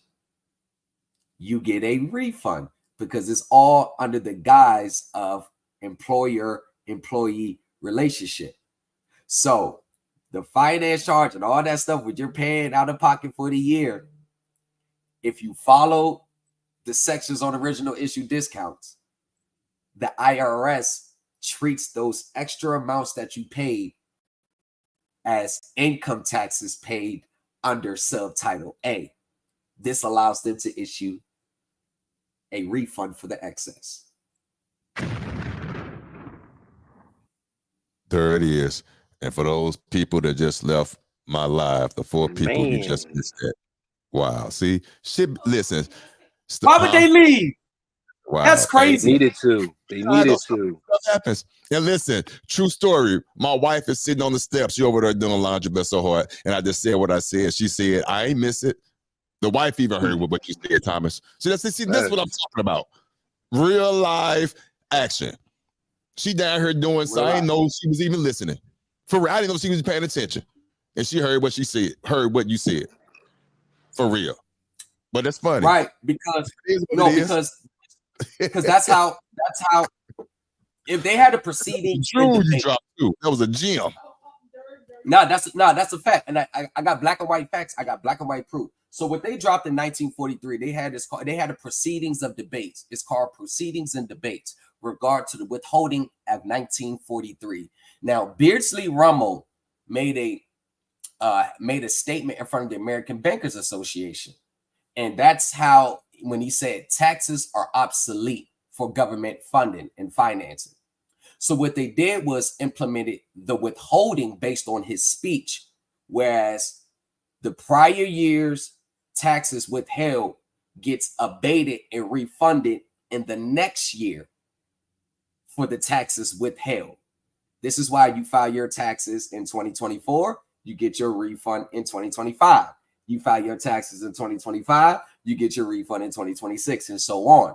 So what they said was, how do we go about the withholding and the refund if the corporation is the obligor to an individual? This is how you get a refund off your mortgage, auto, credit card. And it's not going to come from a secret trust fund account at the Treasury. This is how, black and white. This is on the congressional records from March 2nd, 1943 to April 5th, 1943.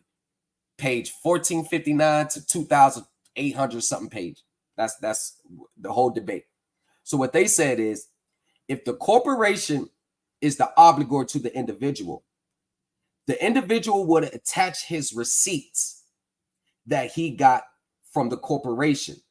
And if it's under $50, today's time, 2,000, the Bureau, which was the Bureau of Internal Revenue back then, now was the Internal Revenue Service, the Bureau would just refund it. But if it's $50 or more in today's time, 2,000 or more, the Bureau will wait until the corporation files its receipts and tax return, and they're going to compare it, and then they will issue the refund to the individual. Well, what is the case if the corporation is exempt, meaning they don't owe any taxes, because corporations get tax credits, investment credits, unused business credits? What we will do is we will pull the credit from the corporation's tax return and refund the individual. No one loses a dime. Everybody's happy.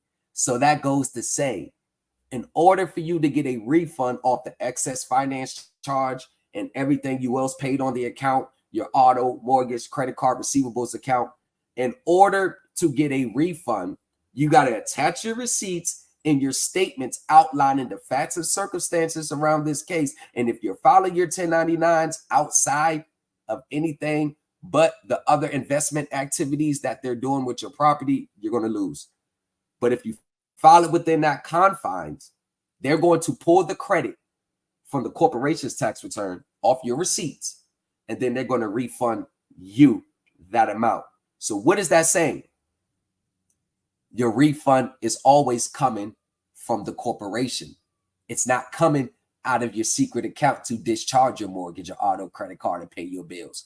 If you overpay on your account, because if you understand debt instruments and how debt instruments work, how the issue price over the stated price of maturity, how it works, that is the IRS main issue. The actual house as collateral is not an issue to them, because this is how the IRS sees the transaction, because they know all these finance companies and these securitizations are called ATS, abusive tax shelters. So what they do is, if this is how the scenario with the IRS views it. You close on a mortgage. You get $500,000 loan from the bank, and we all know they took that, issue securities, raise the money so you can close. So it's a lot of securitization and investment activities going on. So you get $500,000, you got to pay $750,000 back. The IRS is deeming this, and I got this black and white statue on it. We go over it in the Telegram group. The IRS deemed that the $500,000 went to the escrow account for the benefit of the seller. The bank cut you the difference of $250,000 back. You foregone that interest, gave it back to the bank, and agreed for them to charge that back to you as interest. That's why they call it foregone interest. That's how the IRS deems the transaction went, unless you prove otherwise. Wow. But that's what the IRS says. Whole time he's mentioning IRS. It's not, yeah, It's go him. ahead and do this and Exactly. do that. And so again, this is what we've been saying this whole time. This is out the IRS own mouth. This black and white. I'm quoting directly from the Internal Revenue Code. I'm directly from the Internal Revenue Code. Mm-hmm. So when I called them, because I called Jay right after I got off the phone, I told them, and I brought up the statute. So I said, how is this so if y'all saying this? The lady said, hold on, let me transfer you to the automobile department. Transfer me to the automobile department. I told the spiel, told them what happened. They put me on hold for 5 to 7 minutes, came back. They said, all right, sir, you are correct. If they were adhering to the statute you provided, there's not supposed to be a finance charge. Wow. So I said, so how do I go about black and white. What? Yep. So I said, how do I go about filing that to claim the excess back under subtitle A? I already knew the answer to it, but I just want to see what they said. Because I said, I don't want to do it wrong. I want to stay in compliance with y'all laws. I want to do it the right way. Right. The right verb. Yep. Right. I want to do it the right way. So I don't want to get anything wrong. So can I just attach it, the blank forms to it, and then give y'all the statements and receipts and accurate information? She put me back on hold. She comes back online and says, all right, yeah, so if you attach the statements to the form, then we'll fill out the form for you. But you are correct, because I went over it again. There's not supposed to be a finance charge. The IRS knows it's never supposed to be a finance charge. That's why they're always taxing the banks on the interest they get. And this is why everything that you need to beat the bank's finance companies in the Internal Revenue Code, because they know they're using abusive tax shelters. They know they're manipulating their balance sheets as true sales when it's really secure borrowing. And they know that we're never really liable for the loan anyway, because they got to turn in their balance sheets. Want to know how you're not liable for the loan ever from the beginning? It's two things. One thing is called recourse loan, non-recourse loan. When you're in a recourse loan, if you don't pay your mortgage, not only do they come take the house, they can attach all your other personal property to that claim and seize that to pay the debt. That's a recourse loan. That's your personally liable loan.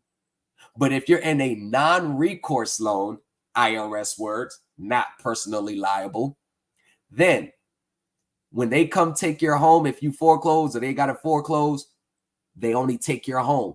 They never go get you for any other private property. They can't attach a vehicle to it, your house, your cat, your dog. Notice how they only take the home.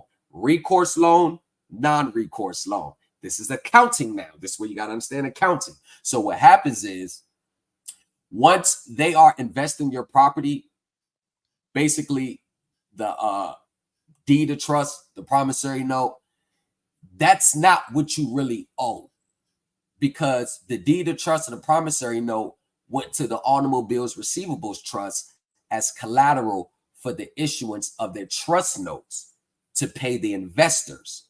This is why I tell everybody read the Enron case of the oil spill 2001, because it blew the lid off financial institutions.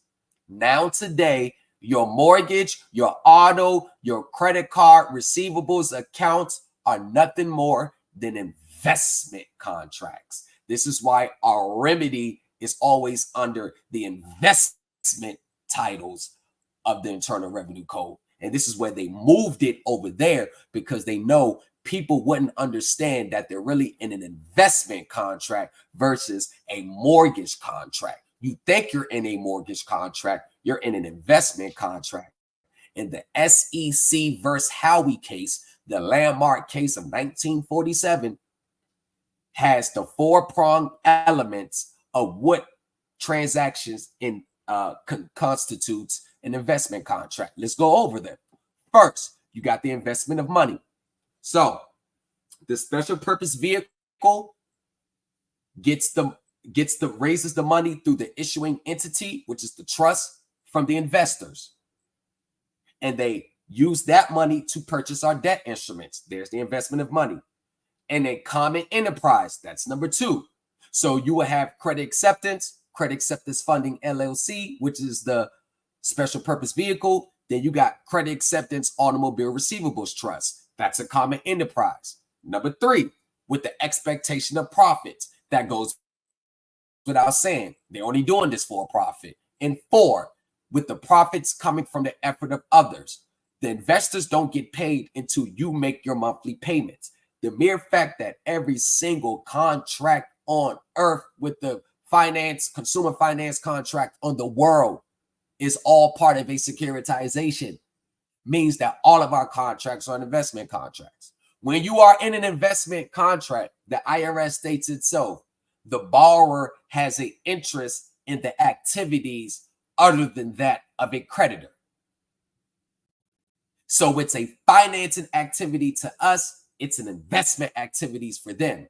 The banks are there to meet the borrower with the investor. How do you raise money to finance your project? You sign a promissory note and a deed of trust. That promissory note and deed of trust is now purchased by the special purpose vehicle. And then it's conveyed to the trust as collateral for their own trust notes they issue. Your monthly payments are going to the trust notes. This is why they're called self-liquidating paper, because it's book entry form. And then they use an indenture trustee or custodian, which is Wells Fargo Bank, Computer Shared Trust Company, or all these major finance institutions that holds the securities account on behalf of the investors. The problem is they all have a reserve account, like a dealer reserve account that's under right there in the IRS code too. And the dealer reserve account consists of partial or all of the finance charges. And read that. And I'm gonna give that one to you. I'm gonna give that one to you. Get that one to you right now. Dealer reserve account. And let's be honest, how many of those, especially the ones that are listening live on my end, who knew the IRS had an automotive department?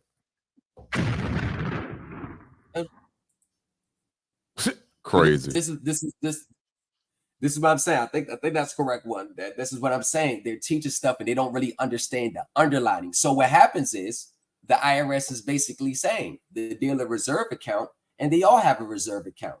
This is what your reserve account pays. So let's say I buy a vehicle for $20,000. I gotta pay $40,000 back.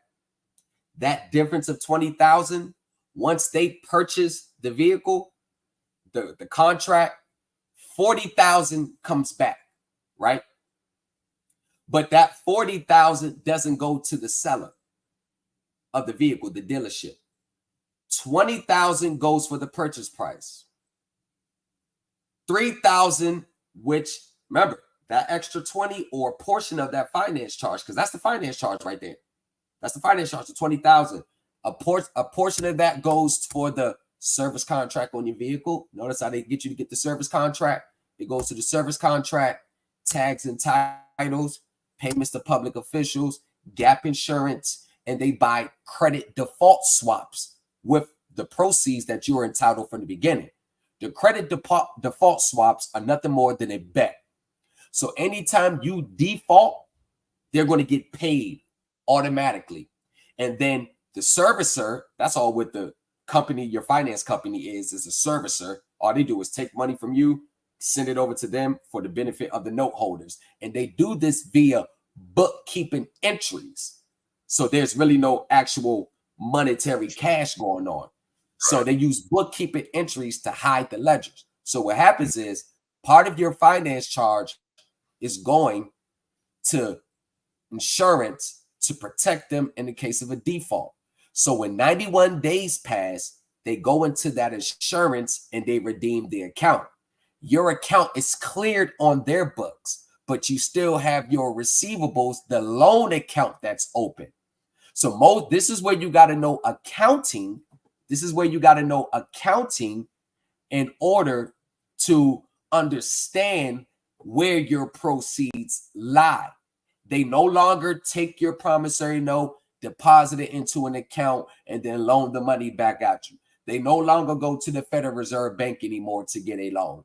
They have what we call credit warehouse lending facilities. And it's all part of a securitization, which is a 32 trillion global enterprise, which over 150 companies across the world engage in securitization. In every trust, there's between 2,500 and 5,000 home mortgages or auto loans inside that trust with over 90 lawyers protecting it. So you try to send something to the indenture trustee, they will never respond. Want to know why? Because in their indenture agreement, they owe no loyalty to nothing but the investors. They will never respond on your behalf. They will never do anything on your behalf. You could go on the SEC website, 8K, 10K filings. You can read it, but you have to understand and be able to break down the accounting, because what they're doing is they're getting secure borrowings from these warehouse lenders. Wells Fargo got warehouse lending facilities all over the world, JP Morgan, Bank of America. And what they're doing is they may get a $3.6 billion loan secured by the future collections on these mortgage and auto contracts. So you are contributing to their capital.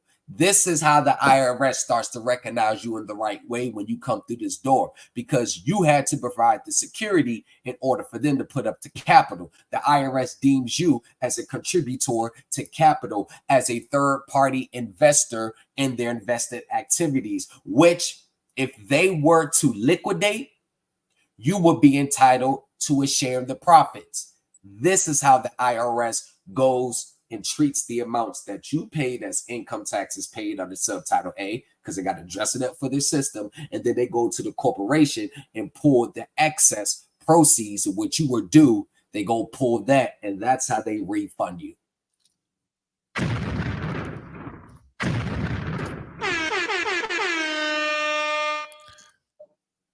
You didn't expect to even say all that, did you? You said a whole lot in about 20 minutes. You do realize that, right? Yeah. You said a whole lot in about 20 minutes. I'm praying that people can go back and listen to what you just said, because for real, you said a whole lot in 20 minutes, and it was all powerful. So much so that what you said one thing, and again, we're not even doing the same thing, but you said something that was so true, and I did it this week, just a couple of days ago. It's so true. It hit me. That's why I put my head down in my hand. I'm shaking my head. You made a comment that said you could send in your documents. It's not as easy as I'm saying, but you get what I'm saying. You can send in your forms, and they will fill them out for you. When you said that, her stood up on the back of my neck, because I just did the very same what you just said. I just did it this week. Now it's not as easy as I just said, but you get what I'm saying. You need to have your source documents in play. You need to have your letter the cover letter or your letter of intent, however you want to name it, and know what you're talking about.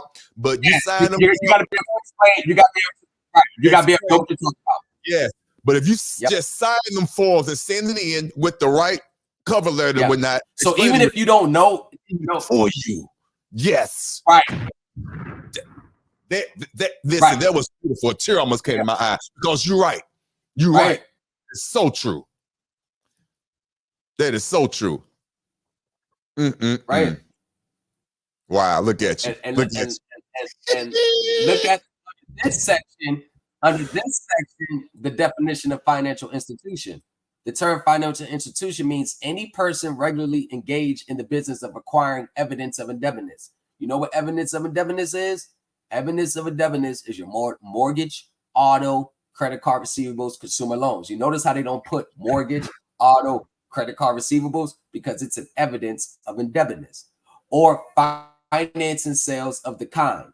This includes banking institutions, finance companies, buildings and loan associations, or other similar types of organizations, as well as an individual or partnership regularly engaged in the described business. Under this section, this is what financial institution means. But if you go on to another section, a financial institution means FDIC insured banks.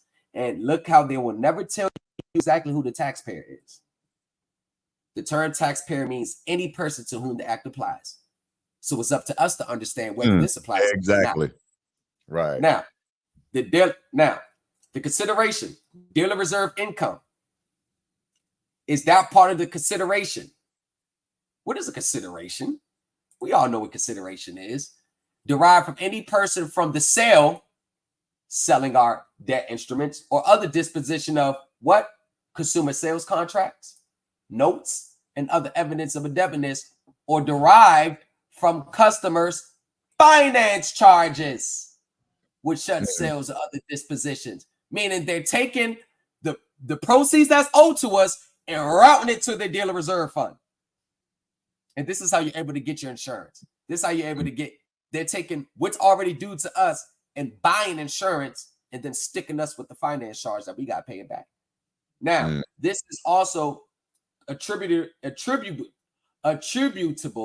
to the sale by such person to such customers in the ordinary course of his trade or business of real property or tangible personal property, and held in a reserve account by the financial institution to which such person disposed of such evidence of indebtedness for the purpose of securing obligations of such person, customers, or both.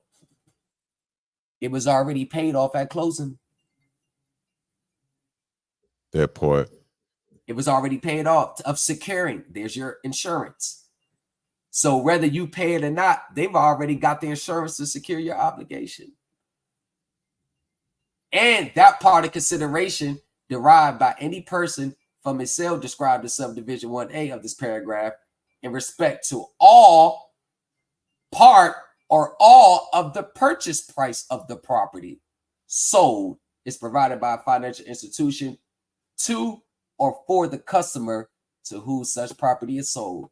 You see how the proceeds are always being routed from us? Because I told you, they use trust law to siphon our property away from us, and they use accounting to hide our proceeds. Right here, derived by such person from finance charges connected with the financing of sale, which is held in a dealer reserve account.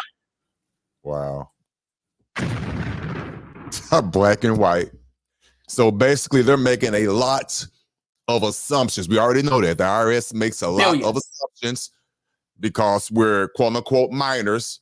So they're making a lot of assumptions. That's what they're doing until someone like yourself, because you already said it, you already proved it. I'm using you as an example because you already do what you do.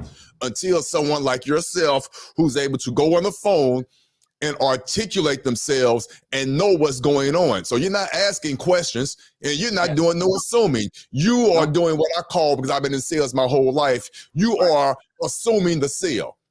You just know what's going on. So you just talking. You're not asking questions. You telling them what's going on because you already know the answer. I'm not here to wait for a response. I'm here to let you know what the response is going to be. And that's the difference. Yeah, I hear you. I got you. All right. That's what I do. I know. That's what I do too. I smoke to that. Hold on. Please light one up to that. So that gives you evidence of the excess which they owe us. And let me tell you this: my 7 Series securities broker, he's in the Telegram group too. He deals with that side because once our contracts hit the public, they're called collateralized debt obligations, CDOs. So hedge funds invest in these. That's why they get a hedge fund, and all these corporations and banks, everybody who have IRAs, Roth accounts, Fidelity, they're all investing in these. Here's the thing.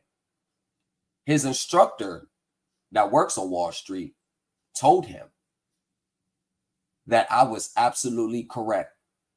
We are entitled to the proceeds that are generated when our contracts are sold.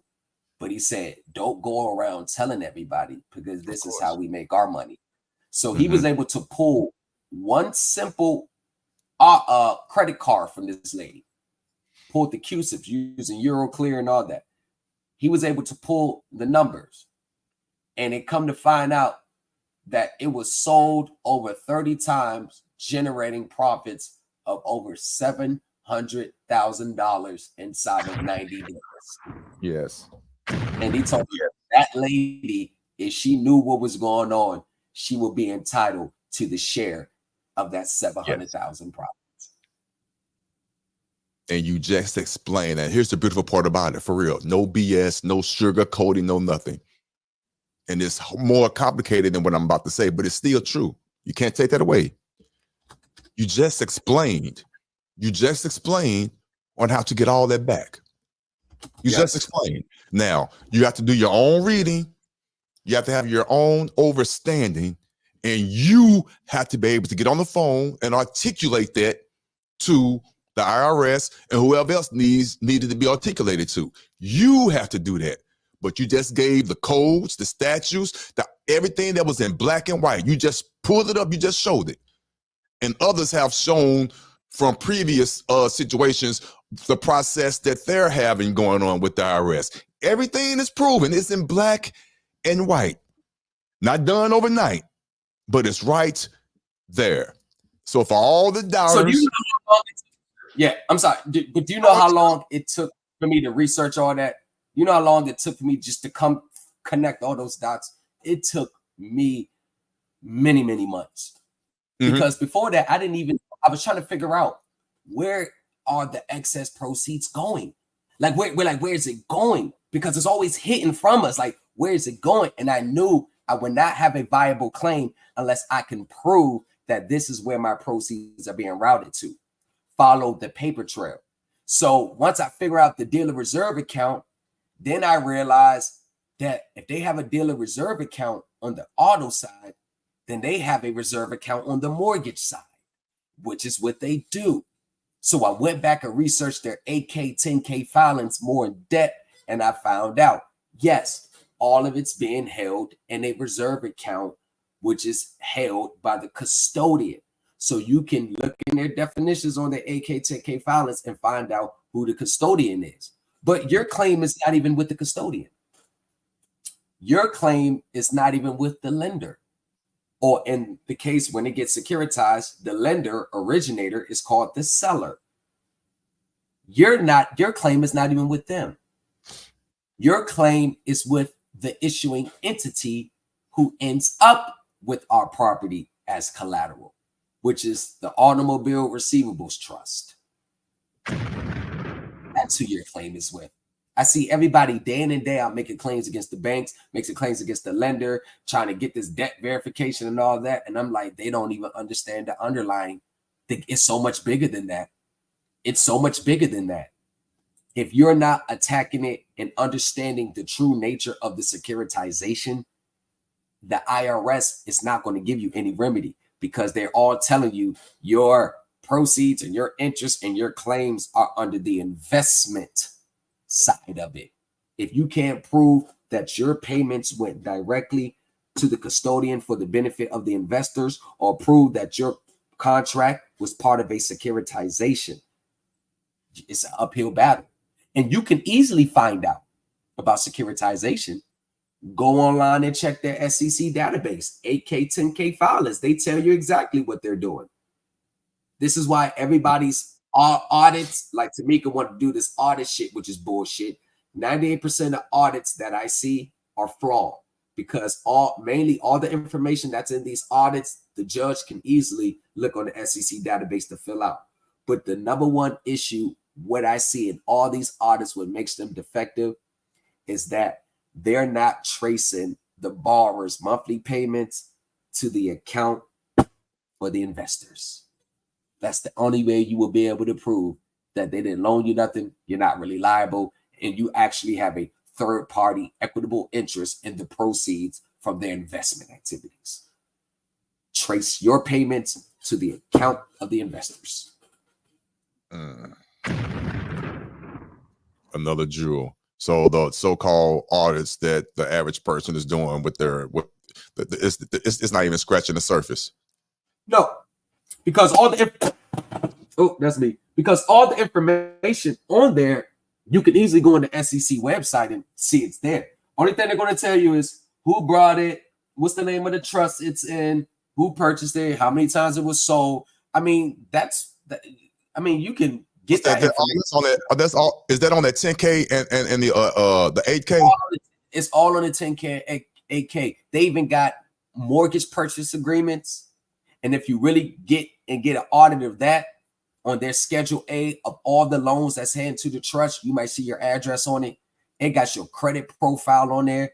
It got the address. They got the indenture agreement, in which is what you are being liable under, their indenture agreement. because their indenture agreement is the baseline for your deed of trust, how it's structured, because they have credit enhancements inside of your deed of trust. All these insurance and all this and all that, that's credit enhancements. So those credit enhancements are being paid for by our proceeds. That's why they're sticking us with these extra interest rates. But here's another thing. In the deed of trust, especially the ones that Fannie Mae issues, you notice you go down, I go down to line 25. And I went down to line 25 on the deed of trust. And I'm going to pull this up for you. Let me tell you this. And they tell you, and it's so crazy in the 8K filings, they actually tell you exactly deed of trust. They actually tell you what accounts, what rules of the UCC govern these accounts. And to be honest with you, the only two sections of the UCC that matter, the only ones that matter are Section 8 and Section 9. They tell you. That's you're going in and out. So they're telling you. How about now? Say something. Can you hear me now? Yeah, you're good now. Okay, yeah. How about now? Up. Yeah, you're good now. Right. So they're all right. So they're telling you this is years of research. This is years. I'm able to pull it out so fast because this is years. Let me show you. Let me go down. Look at all this property insurance, maintain, charges, lien. This is all shit that they're buying. Proof of loss, application of proceeds. It's all set up for you to lose. It's all credit enhancements. I've read this. I see through this bullshit. It's all set up to lose. So the borrower default during the loan application, during the okay, that's not it. But I'm going to show you exactly. Look, mortgage insurance. That's all credit enhancements. Mortgage insurance agreements. It's all credit enhancements. I am going to y'all go ahead and talk because I'm just going to pull it up right here. I found it. I found it right here. Electronic notice to borrower.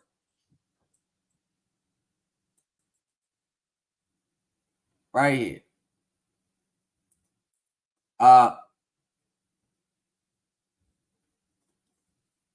Hold on. Now you go ahead and talk. I don't think that's it. It's coming up. All right, right here. Yeah, so you right here. This is why they hook everybody up when they get a mortgage. This is how everybody's hooked up, twisted up like a pretzel right at closing. And this is not because anyone's smarter than the rest. This is because, I'm be honest with you, 98% of the world just don't know it. They haven't been exposed to it. They just don't know it. These people are not doing their thorough, they're not doing their thorough research before they start shooting documents out. Everybody is missing the mark. I've seen people, I sent this to the mortgage lender, and it's all the same stuff that they purchased off somebody. And it's all still regarding that Moorish American Aboriginal indigenous to the land. Now, this right here, you cannot enforce a Article 9 security lien on a Article 8 intangible security. Once it goes in electronic form, the security interest detaches. Once again, you cannot enforce a Article 9 security interest or lien on an Article 8 intangible property, because once it's electronic, it's intangible. And you want to know what? Yep. Damn. And want to know why? I know I'm right, and they know that's right, because they would have never had this right here. I'm going to read it. If the note evidencing the debt for this loan is electronic. Watch this. The borrower acknowledges and represents to lender that borrower A expressly consented and intended to sign the electronic note using electronic signature adopted by the borrower's electronic signature, instead of signing a paper note with the borrower's written pen and ink signature. The borrower did not withdraw borrower's express consent to sign the electronic note using the borrower's electronic signature. Understood that by signing the electronic note using the borrower's electronic signature, borrower promises to pay the debt evidenced by the electronic notes in accordance and agreement with its terms, and sign the electronic note with the borrower's electronic signature with the intent and understanding that by doing so, borrower promised to pay the debt evidenced by the electronic notes in accordance to its terms. Why the hell would you have that there as a waiver if you can enforce an Article 9 security interest on a Article 8 intangible property?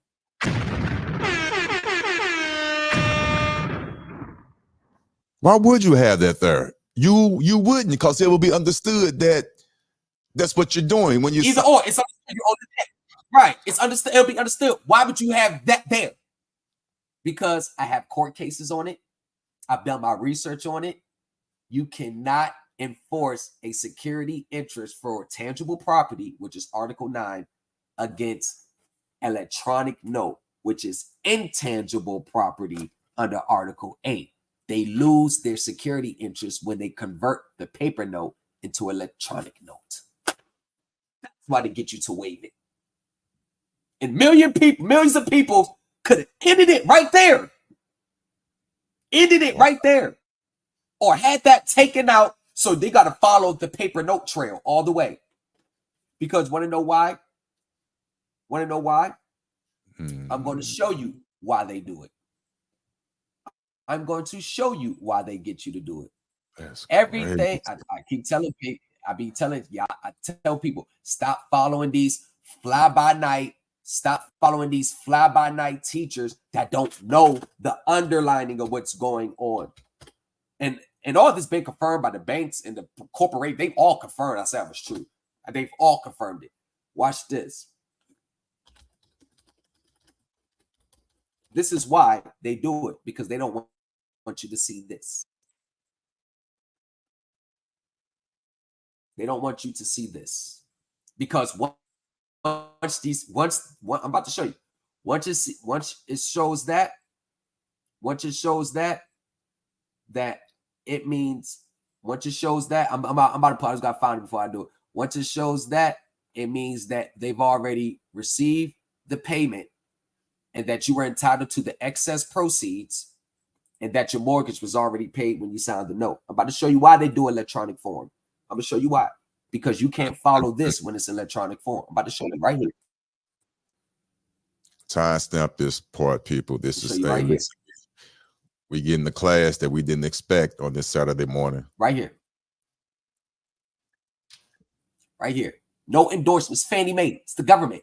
The government is the biggest. Look, underwriting borrowers, underwriting property, loan application and package, insurance, government program. The government is the biggest securitizers. Why do you think there's no regulations on it? Why do you think they allow them to do it? It's only when you understand what you know, you could come get your just due. But this is a $32 trillion global empire with 90 to 100 lawyers in every trust. That's who we're fighting. Using an allowance for the endorsement. Oh my God. Okay, go ahead. Right. Look at the highlighted part.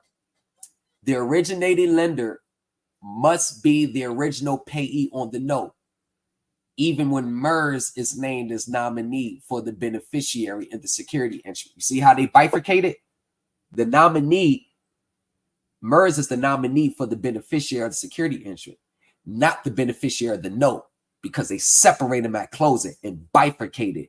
The note goes into the vault. The deed of trust goes to the trust. It cannot be separated, or there's the security interest ceases to attach. Watch this.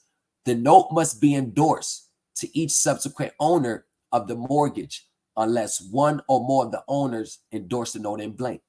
The last endorsement on the note, and right here, this is why they do it electronic form, because the audit trail, they don't want you to see how your note is being used to collect all the funds, and you got an interest in the accounts payable side of the ledger, which would set off the accounts receivables, aka your mortgage account.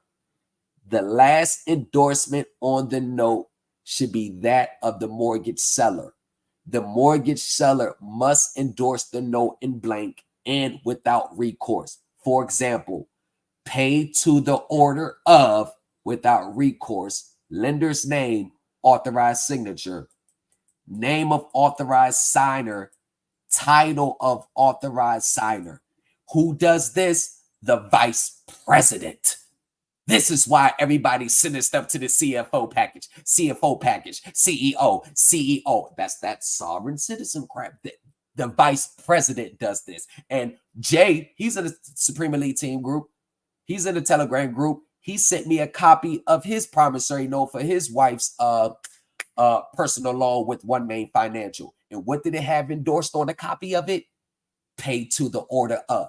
So let me stop there for a second. Because once it's paid to the order of, this is why they don't want you to do it within 90 days. If people really understood the game going in through the door within 90 days, they would never have a mortgage. Not saying it's going to be easy, but in the end, you won't be paying 30 years. They're going to end up collapsing right here. That's how everybody talk about accord and satisfaction. You can't prove accord and satisfaction unless you prove what I just showed you. Because once you prove that, get a copy of that note when it says pay to the order of, and this is how they get paid. This is how they get the money. This is how they get the money for you to close. So once you prove that it was endorsed and they received the money from it, this is when you can come into play. If a person against who a claim is asserted proves that, one, the person in good faith tendered an instrument to the claimant as full satisfaction of the claim, there you go right there.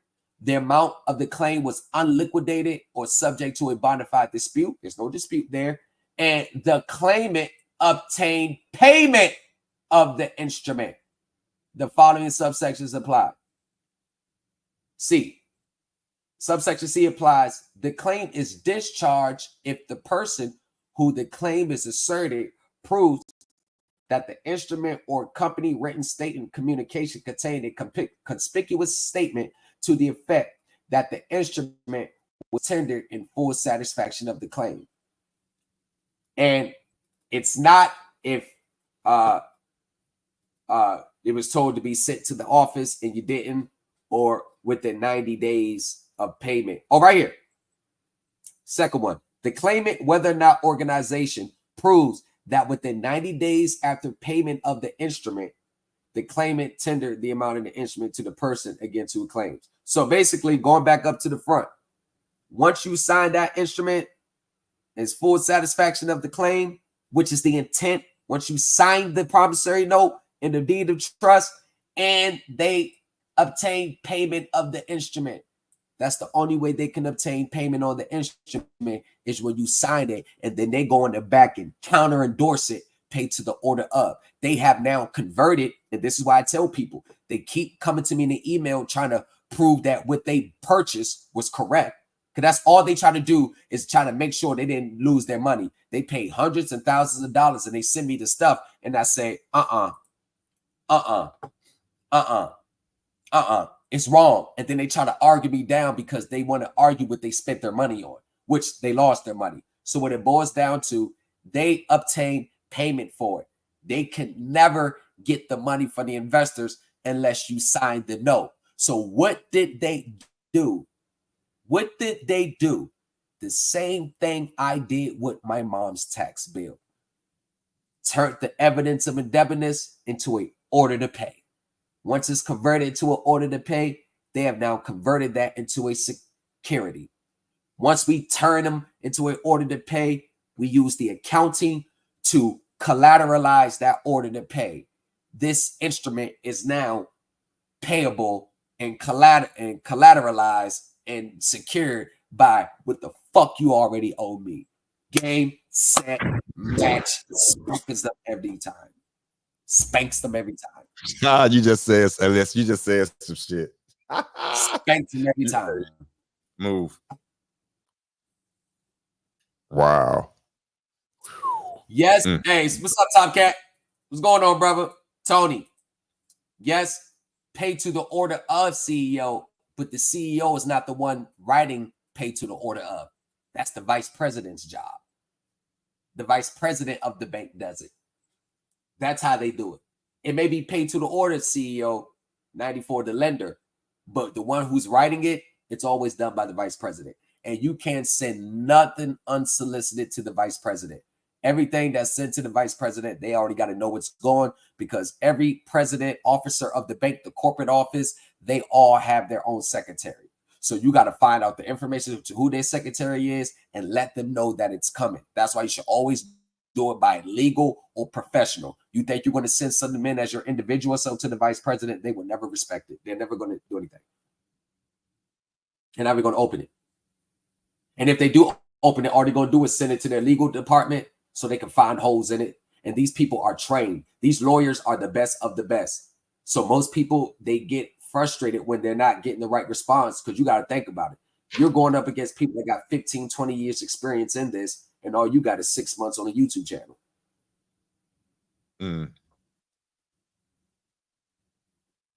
Don't make sense. Or 4 or 5 years or so-called of experience. Or 4 or 5 years. But has still no match to, still no match. Unless you got to understand, I tell people, understand the players to the game first. Understand the role of each player in the game. Once you understand the game and the roles they play, then you can amount your defense. And once you amount your defense, you turn that defense into an offensive. Because once I understand the game and understand the roles, I'm on the offensive. I'm not telling them, I'm not giving them a whole bunch of statutes and legals and 1933. I'm not even bringing none of that shit up. I'm telling you, this is what's happening. This is your books. This took place on this day. This is what happened. You received it because my client was a contributor to capital. If you don't set off this account, when we file our tax returns claiming the excess, this is how we're coming. Bam, bam, bam, bam, bam, bam. But once you understand that, then you will understand the accounting. So let me show you why us in the Supreme Elite team, we don't look at debt instruments, or we don't look at our deeds of trust as something to set off or discharge. We don't look at it. We don't look at it as something, what I just do. We don't look at it as something that we're trying to get out of. We don't look at it as something that hold on, coming. So y'all go ahead for a second. I'm gonna find it for you. So this right here, actually, I'm gonna share my screen. This right here is the actual official accounting standards that everybody across the world adheres to. You got to understand accounting as well. See how we went from trust law, now back to accounting. Now you see why this is time consuming. Now you see why. Look at that at the bottom. Interest and income tax paid. And this is how we get them, because look, if the direct method is used, account amounts of interest paid, net amounts of capitalized, including the portions of the payments made to settle zero balance coupon debt instruments. That's your monthly payments. That is attributable to. Which one are you reading from, Thomas? I'm sorry, because it's right big. Here. Interest and income tax payment. All right. That is attributable to accredited interest related to the debt discount, which is the finance charge, or the portion of the payments made to settle other debt instruments with coupon interest rates that are insignificant in relation to the effective interest rate. That means other portion of the payments are used. That this is the accounting. It's evidence that your payments are going to settle the debt instruments, the securities that the issuing entity has issued backed by our property, which is the deed of trust and promissory note, which is secured by our homes. So your payments are going to pay down their securities to the investors because they're in debit to them. Of the borrowing, look, which is insignificant in relation to the effective interest rate of the borrowing. That's why they're saying this is a totally separate transaction that's going on that these gurus, they don't understand. That is attributable to accredited interest related to the debt discount finance charge, and income taxes paid during that period shall be disclosed. Scroll your screen up, Thomas, if you don't mind. The icons at the bottom, blocking it. There you go. What this means, ASC 2030-10-50-2 is that the income taxes that are being paid are all being paid with our monthly payments. Now you see why we turn the finance charge and all the principal interest payments that we made on our mortgage, auto, credit card, and we tie it into subtitle A, and we deem that as income taxes paid. Now you see why? Because all they're doing is taking it and paying the taxes that they owe with our money. We're letting the IRS know, oh, hell nah, we paid that taxes. It came out of us. This is what we do. This is how we did it. Huh? I know some of them jumping offline to come over here. Come on, teachers. I know you're watching. You're writing it down, ain't you? Hey, listen, you bring it. Hey, listen, this is some Saturday morning juice. It really did. It went, yeah. This is some good information. It really, really is.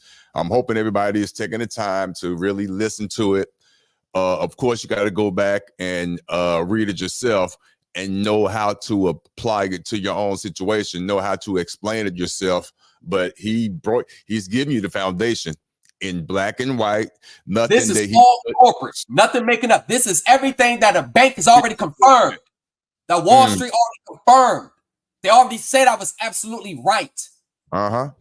This is what Wall Street, this is called the deal.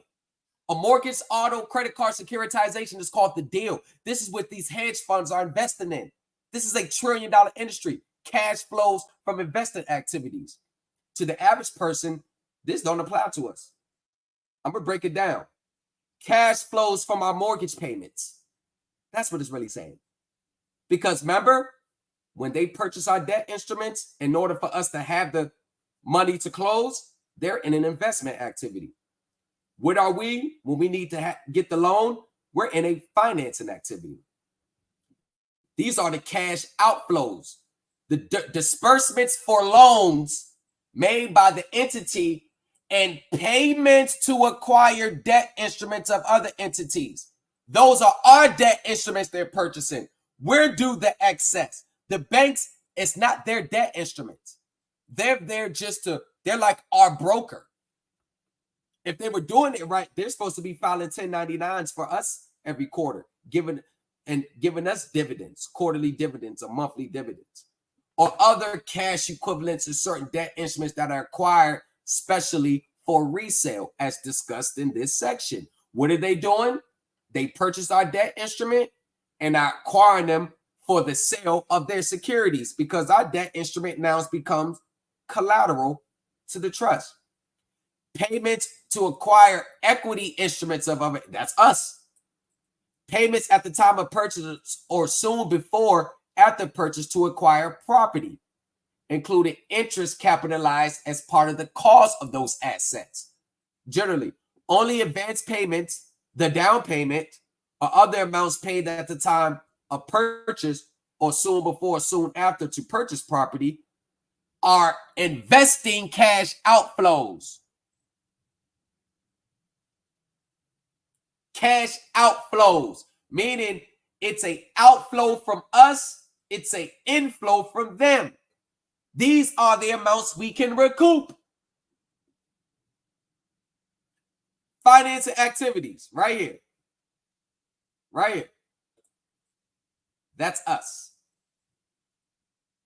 Now, Payments of dividends or other distributions to owners, including outlays to acquire the entity's equity instruments. That's us. Remember, that anytime you're in a mortgage transaction, they're treating it just like a corporation.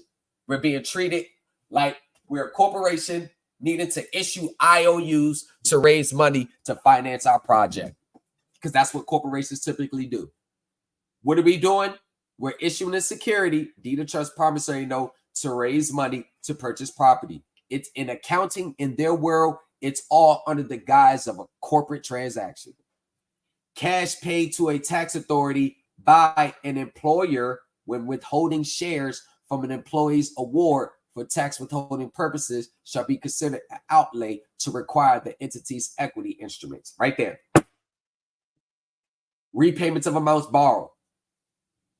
So this right here, all of this is relevant to our situation. So what they do is they issue short-term notes and then they issue long-term notes. The short-term notes, the trust securities that they issue, that's backed by our application. Because remember, you got 90 days to close, don't you? You get 90 days to close. They issue 90-day instruments to raise the money so you can close. So the application is the very first security that provides the funding. So your accepted application, a security was issued against that. So at closing, you can make it. You can make the closing.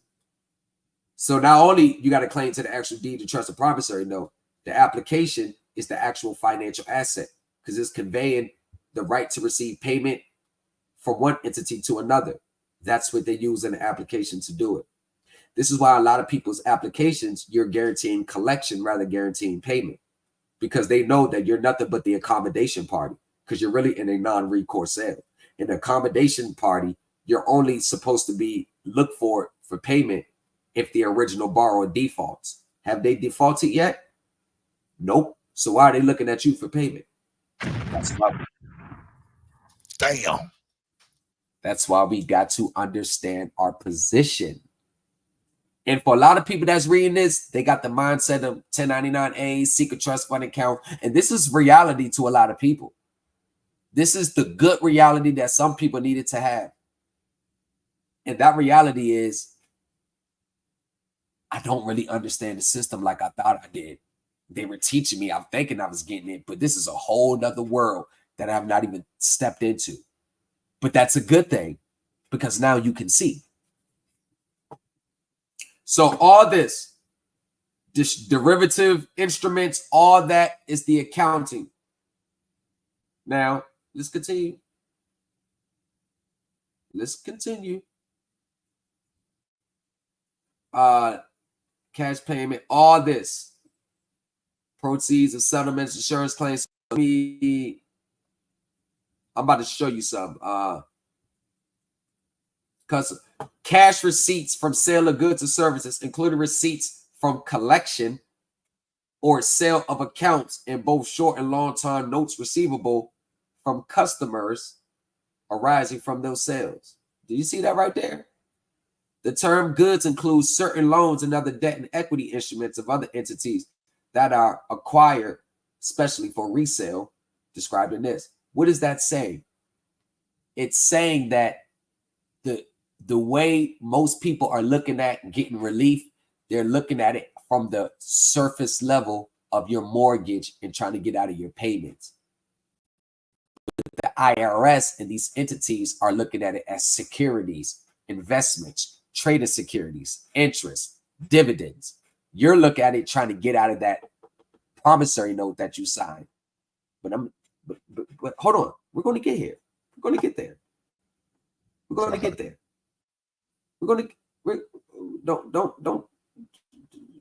Don't trip. We're going to get there. We are going to get there because I'm going to show you exactly how you should be looking at it. Notice how they keep saying receipts from sale of loans. That is, if the loans were acquired, look at this. This is why I showed what the IRS said earlier. Remember what I said about the IRS? You having an interest in the activities? Huh? If the activities are investment, if the finance company engages in investment activities, then they say you have an interest in the proceeds. Right here. That is, if the loans were acquired as investments, cash receipts from those sales of those loans shall be classified as investing cash inflows, regardless the change in the purpose for holding those loans. See, remember I said you're an investment contract? See how people we were playing the rules and playing the game but didn't know the rules. We were looking at our mortgage auto credit cards. It's like got an NBA rule book, but we stepping on an NFL field where we send our shit off. See how they converted to debt equity, obtaining beneficial interest as consideration for transferring financial assets, including the transfers trade receivables in a securitization transaction. Right there. Oh, hold on. What did I do? Right there. Right there. Because it's book entries. But we're gonna keep going to show you. I'm going to show you exactly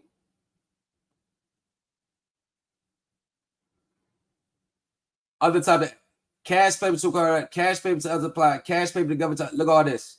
All this is what they do. When you get all these extra fees that you got to pay at closing, look at all this. Look at all this. All this is they're supposed to be paying. Government for taxes, duties, fines, fees, or penalties. They're supposed to be paying. They stick it to you. Hold on. Right here. I did all this. This is your monthly payments right here. This is your monthly payments. These are your monthly payments. Going to pay the principal and interest of the debt instrument. Look, debt prepayment or debt extinguishment costs. When they do certain things,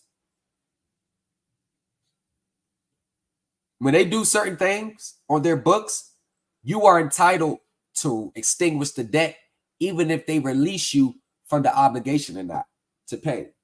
Why is that important? If you understand the accounting, because when you file your taxes at the end of the year and you have your accounting correct and you got all the statements correct, you can show the IRS that this debt was extinguished on the books. And you could show that the debt was already extinguished and you made extra payments after that, you recognize the debt extinguished, regardless if they let you out the contract or not, and you still got to pay, the IRS is going to recognize the debt extinguished. And all those payments that went towards interest and taxes, that is refundable back to you. It's called a refundable credit. All this right here, it says it. All this right here. And this is ASC 230. Zero coupons, all that zero coupon stuff, that is your monthly payments. That's your monthly payments. Hold on one second. I'm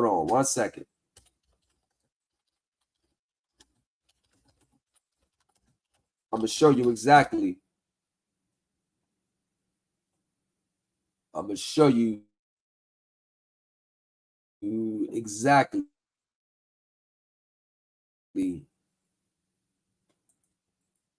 I'm going to show you exactly. Hold on. Let me go right here for a second. I know what I need to put. A230. Right here. Let me see.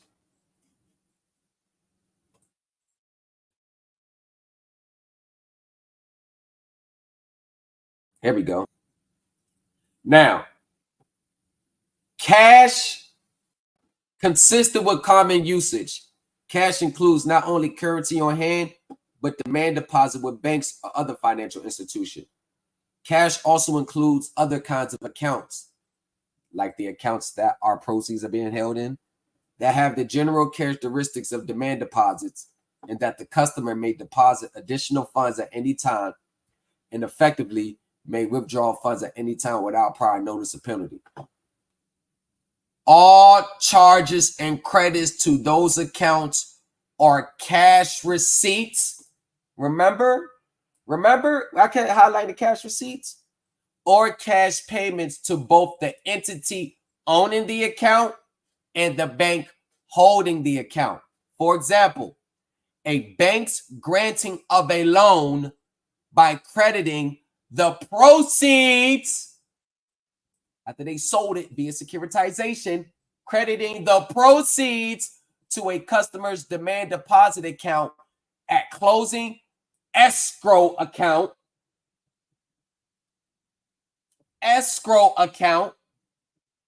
Oh, you didn't know that's what demand deposit, that escrow account was yours. That was your account.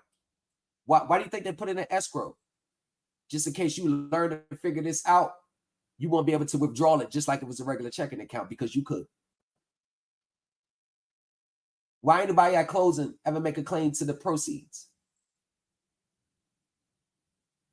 Because you think in the demand deposit account, the narrow view is just a checking and savings. No, that escrow account was your account. Why do you think they do it all for you? That escrow account was your account. That's where your proceeds went from the purchase of your security. Account was closed at the beginning.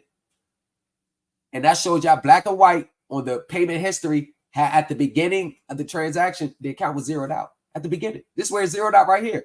Crediting the proceeds to the customer's demand deposit account is evidence that they received all the money for the loan at closing. Is a cash payment by the bank and a cash receipt of the customer when the entry's made. What did they give you a copy of at closing? The promissory note and deed of trust. So when you come over and learn from Thomas' legacy, your mind is going to make a paradigm shift. You won't start to look for YouTube and TikTok for services to help you get out of your mortgage or auto, or start looking at your deed of trust and promissory note as something to run from or get help paying. Once you come over here, you're going to start looking at your promissory note and deeds of trust as a cash receipt, evidence and payment already made.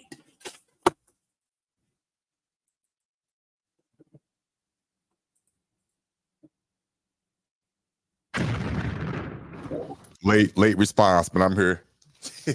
Late sound effect. Yes, sir. That's the difference.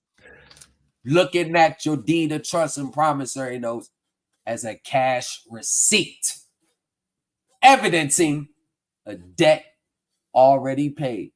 And what did I tell you the government said what the individual needs to do? Attach his cash receipts to his tax return and then compare the receipts to the corporations. They got a copy of that, don't they? So what is your copies of your loan and your deed of trust really evidencing that? Because the deed of trust and the promissory note doesn't change. The language is still on there. What changes? The way you look at it. That's why I tell people, you can never get a remedy without changing your mindset first. That's the difference. Yep. Look at your deeds of trust. Promissory notes is something you got to pay, get out of, versus looking at it as a cash receipt. You walk into 7-Eleven, you buy a Pepsi. What do they give you? A receipt. You go to the mall, buy a pair of shoes. What did they give you? A receipt.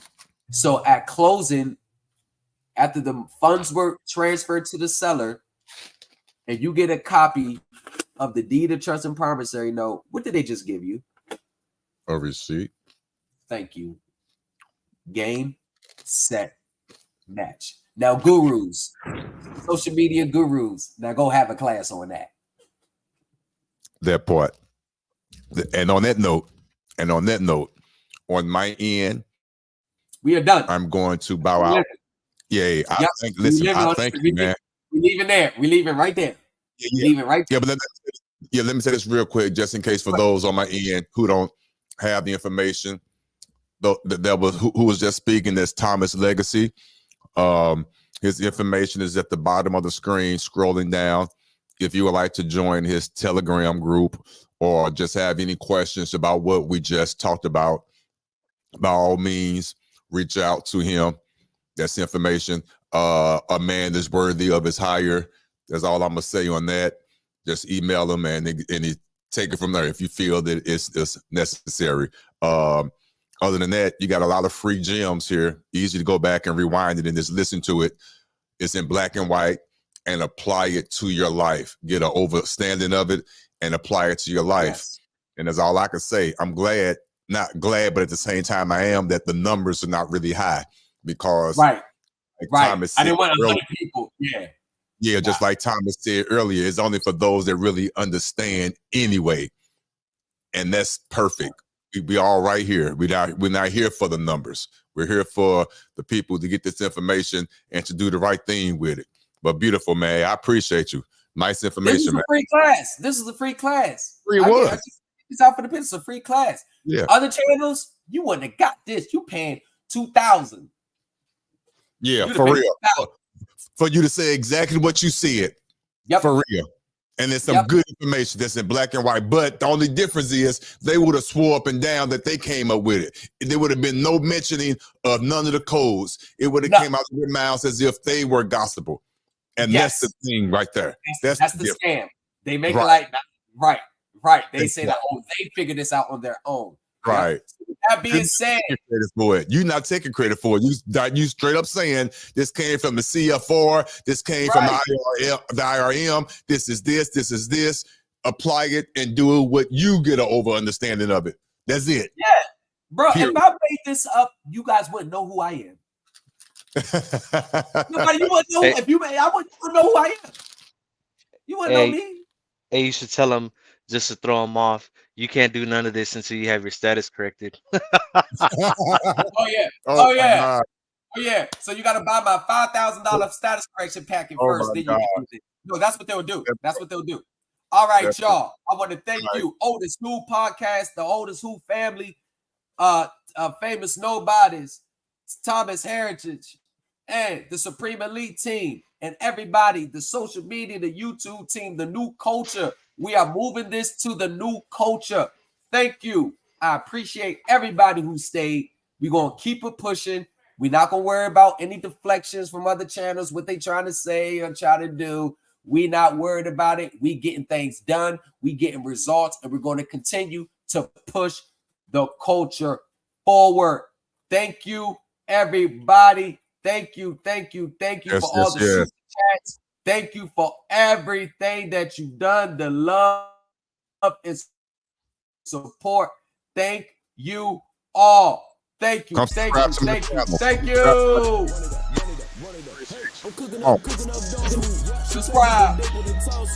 Smoking that leaf from Toronto and watching that waist like a car show. You know that you want to get shit off your chest. I thought so. I'm back in this game now. You sit at the end of the bench. I thought so. Yeah, back in this mode.